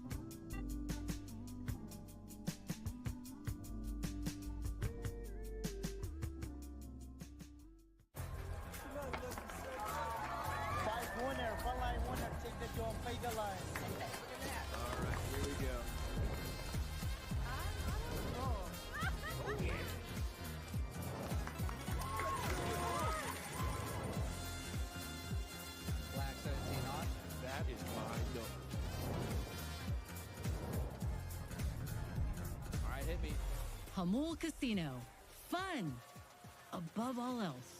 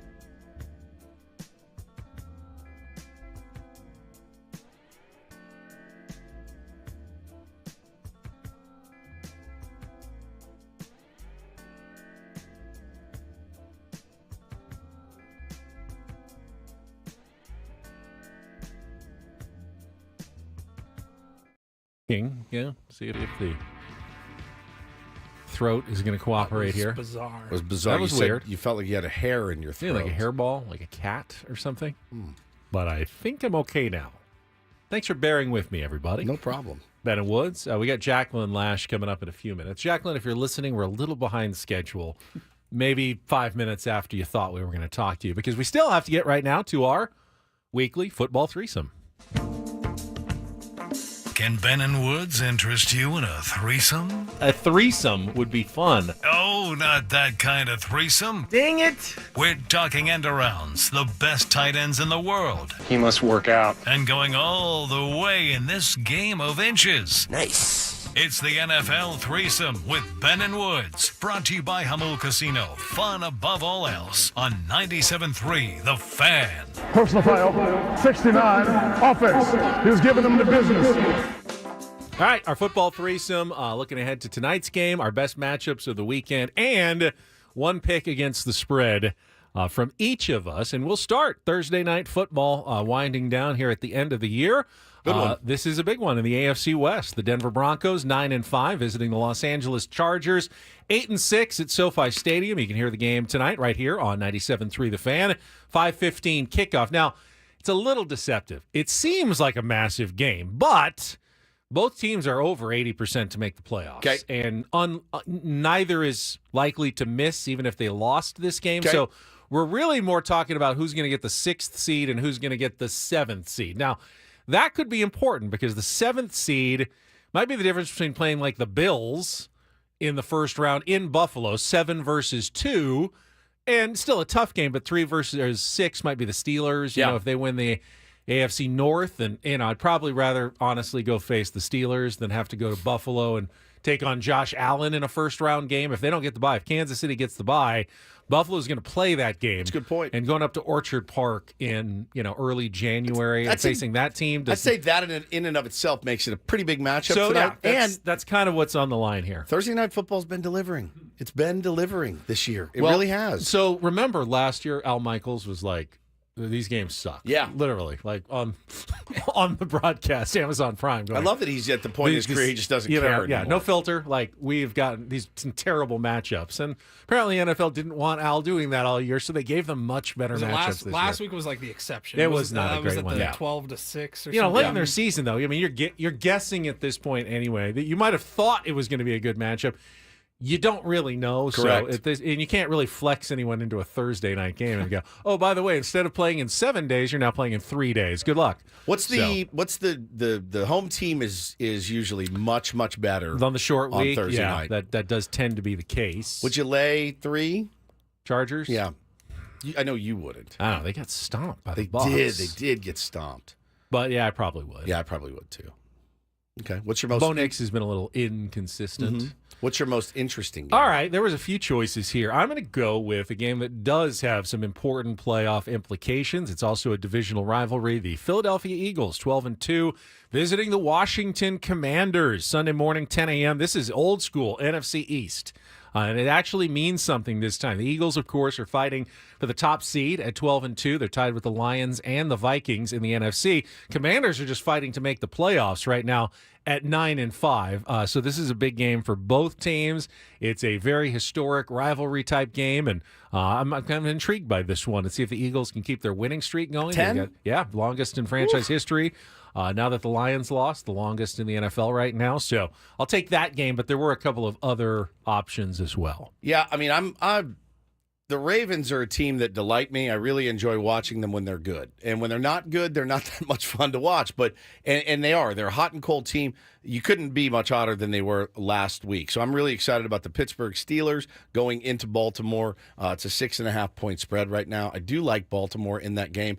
The Steelers are one of those teams I want to believe. I continue to want to believe that they can go in and do some damage, but I feel like the Ravens, after last week's performance, riding a little bit high. I like the Ravens here. I don't know that I'd take the 6.5, but I like the Mike Ravens. Tomlin always gets the best out of his team, but it's definitely not as good. He doesn't have as many talented players as the Ravens do. If I was just, Steelers, one of those, you're like, we're 10-4. Okay, like that's really solid. good. I'd be happy with that. Very solid. Paulie? Most intriguing game? Yeah. Well, it's got to be Baltimore and Pittsburgh for yes. me. I guess the only other one that hasn't been said is maybe Minnesota at Seattle. For Could sure, be a yeah. good game. Some playoff Two implications. playoff teams, there. That's not a bad one. It's not Pittsburgh, The Baltimore. Seahawks games have just not been great. They're a decent team, but their game, I don't know, they just tend to not have the best games. So we'll see. Now, somebody has been tracking our picks. I had no idea. So one of our tier ones, he tweeted over the weekend. I went, oh, God. I was like 4-7, 4-7-1. You and I had the same exact You were record. 4-7-1, and Ben you were 8-3. 8-3. Nice. Yeah, you've been red hot. All right. Well, would you like me to go first? then? Yeah. All right. For my pick against the spread, I am going to go with the Los Angeles Rams getting 3-point their 3-point favorites on the road at the New York Jets. Now, what gave me pause about this one, because the Rams have been hot lately, they've been playing pretty good football. It's a forecasted temperature at 27 degrees at kickoff at MetLife Stadium. Well, you're selling me on the Jets. Nice California teams don't generally travel East Coast well or play well in the cold. But you know what? 40-year-olds don't play that well in the cold either. Aaron Rodgers has been not as bad lately, but to me, the Rams have been playing well. It's a much more important game for them. Aaron Rodgers is already making noise about just wanting to come back and mentor the next Jets quarterback next year. Like, all right, well, you need to be able to draft them at some point, and losing games actually gives you a better draft pick. Worked last week when I picked the Falcons, going, and somehow the Raiders need to lose that game, and they did. I think the same thing with this. The Jets need to lose this one, so I'll take the Rams and give the 3. No, the Lions lost one of their top running backs, and David Montgomery's out for the season, but they got Jahmyr Gibbs. I'm rolling with the Lions over the Bears, who just seem to be floundering. I'm going to take it. The lines come down to 6.5. I'm going to take the Lions by a touchdown. The Lions are injury riddled. Yeah. This will be a very telling game in for the Chicago, Lions. on the road. They're going to want to bounce back after kind of getting their butts kicked by Buffalo. 100%. Keep in mind, because I was looking at that one as well, they scored 42 points against a good Buffalo team. Correct. They should be able to take care of the Bears. That's kind of my thoughts. You guys took the first 2 You games like I was both going to of go those? with. I was for my pick. You don't have to for our choose tier a one different that's one, but for our tier one that's keeping track. I'm riding with Ben. I agree with him. Rams -3. I was also not picking this game. In fact, I'm staying away from it because how do you handicap the Raiders hosting the Jaguars? Like, both teams are incentivized to lose. Yeah, that's the under. worst game of the year. What's the over-under? Like 40.5. 40. Oh, well, I like the under. 40.5. Raiders are favored by 1.5 points. That screams 17-13 all over. Yeah. Yes. Yeah, under is probably the play there. You're absolutely right. There you go. All right, that's our football threesome. One last segment. We'll come back. We'll be joined by our friend Jacqueline Lash. She's I believe, a vice president with the Padres, and she's got all the info on a bevy of events coming to Petco Park during our holiday break. So get you in the know with Jacqueline. Coming up next with Ben Woods on San Diego's #1 sports station, 97.3 The Fan.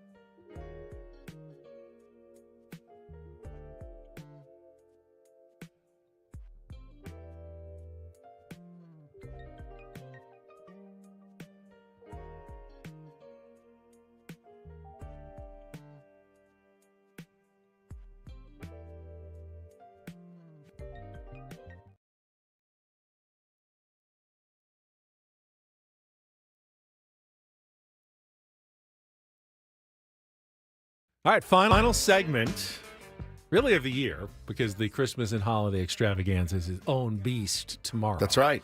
So this is it. If you got any last sports takes, get ready. Get them in. Before the top of the hour, because this is it. This is your last chance. Before we do that, though, we got a little special guest joining us right now. Our friend Jacqueline Lash. She's a Padres Senior Vice President of Special Events, and here to share some of the big events going on at Petco Park during the next couple of weeks during our holiday break. Jacqueline, it is good to have you back here with Ben and Woods on 97.3 The Fan. Good morning. Good morning. Thanks for having me back, you guys. How are you? We're doing really well. So let's talk Roki Sasaki and where he fits in, Jacqueline, with the San Diego Padres in the future. I know that's what you would wait right and talk about. Sorry, I don't have any info there. Can't get him at the holiday market? Is he not there? Well, listen, no, look, my job, Jacqueline, I have to ask the tough questions. I have to. You don't have to answer them. But AJ Preller never answers me either, but I have to ask the question for my He's also a senior vice president. Yeah, for my reputation, I have to ask the question, so I'm sorry.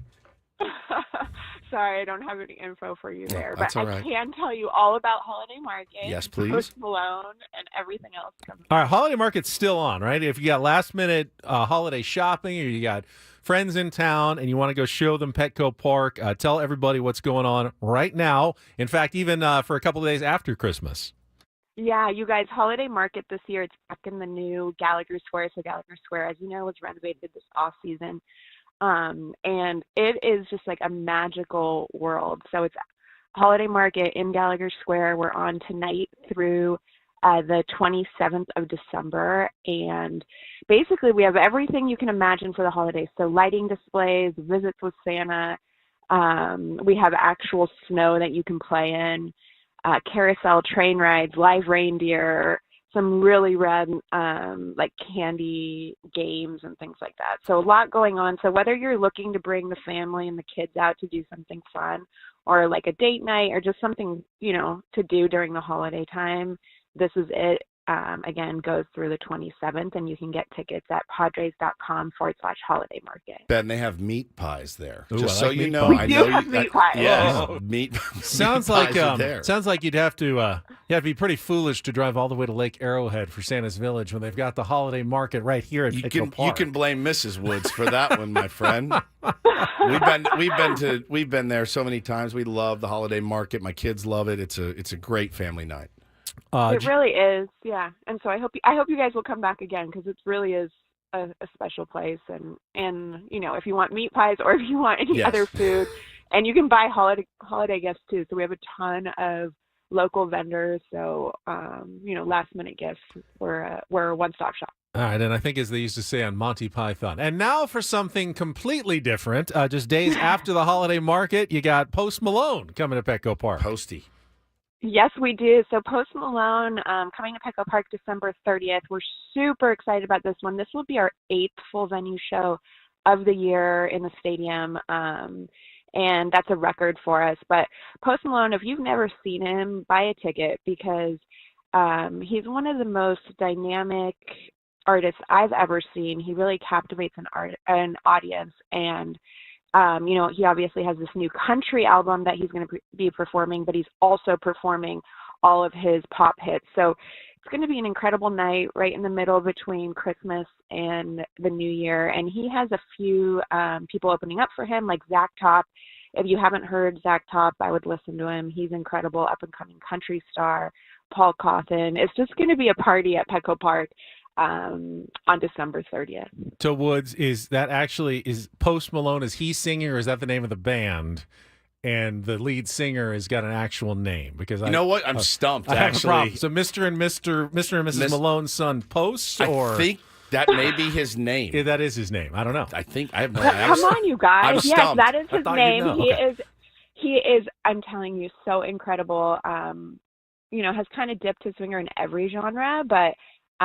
Yeah, he'll come on the stage and he'll do pop hits. He'll do all of his new country stuff. He has a lot of special guests on the show. So, yeah, we're super stoked on it. December 30th. And again, tickets still available. You can go to padres.com/Post Malone on that one. His real name, Ben, is Austin Post Malone. Just so Austin Post Malone. Yep, Nice. 100%. Zach Top also fascinates me. Yep. Zach 100%. Top. All right. And then from wild horses to maybe actual horses at the San Diego Rodeo is also coming up early on here in January, Jacqueline. Yeah, so the rodeo's back. We had the first one last year, and it's back for its second year. So that's January 10th through 12th at Petco Park. And basically we transform the playing field so the diamond itself becomes a rodeo arena. We bring in dirt, lots of animals, and it really is just, again, a transformation, a really cool thing to do in early January. Bring the family out, and then we have post-rodeo concerts. So a lot going on at Petco Park. I think Ryan Bingham's playing, who's one of my he's just so good and talented. So that's worth the price of admission alone. He's incredible. That's the Saturday night of January 11th, I believe, is the Ryan Bingham. Incredible. And then we're very excited about Papa Roach, although that's still a that's few a months ways off, away. I know you guys are. I heard you guys talking about it. I'm really excited about it too. Yes, that's the day before opening day of the Padres season. So in March, but we're super excited about that one too. And our lineup for Gallagher Square in 2025. Do you is want to do a little Papa Roach for Jacqueline? Maybe she can get you to open for Papa Roach. Or at least bring them right, on this is an stage. audition. You didn't know. All right, come on. Holiday Market. It's great.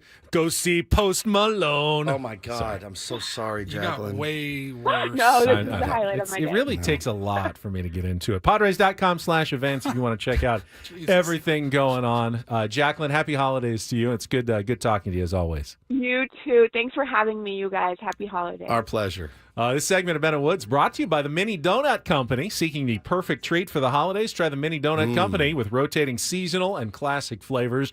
The Mini Donut Company offers the perfect bite-sized indulgence for your office or holiday gathering. Visit getminidonuts.com and order from UTC, Point Loma, or Carlsbad. I believe we're going to have some Mini donuts in the morning. Yeah, we'll have them tomorrow. It's Christmas and holiday extravaganza. Do you have his vomit?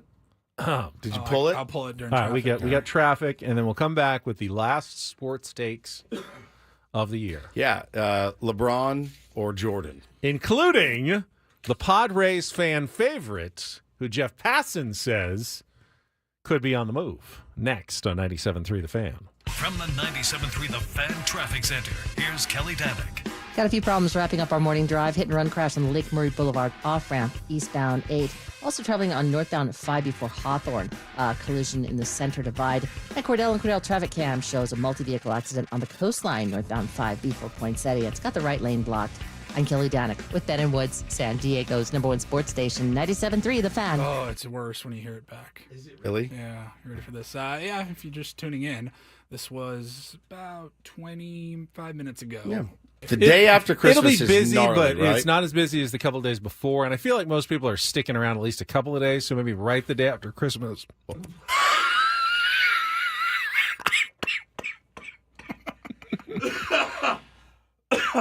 Again. Couple of days, so maybe right the day after Christmas. There's like a little, you can like hear. You can hear it bubbling. You gotta hear. Don't laugh. Don't react. Couple of days, so maybe right the day after Christmas. What was that? That little. I actually swallowed the word Christmas. It is Oh. now. I'm digesting the word Christmas after Listen eating to it. that. Listen. Do it really fast. Do it really fast. Couple of days, so Sound maybe like a right horse the day after clopping. Christmas.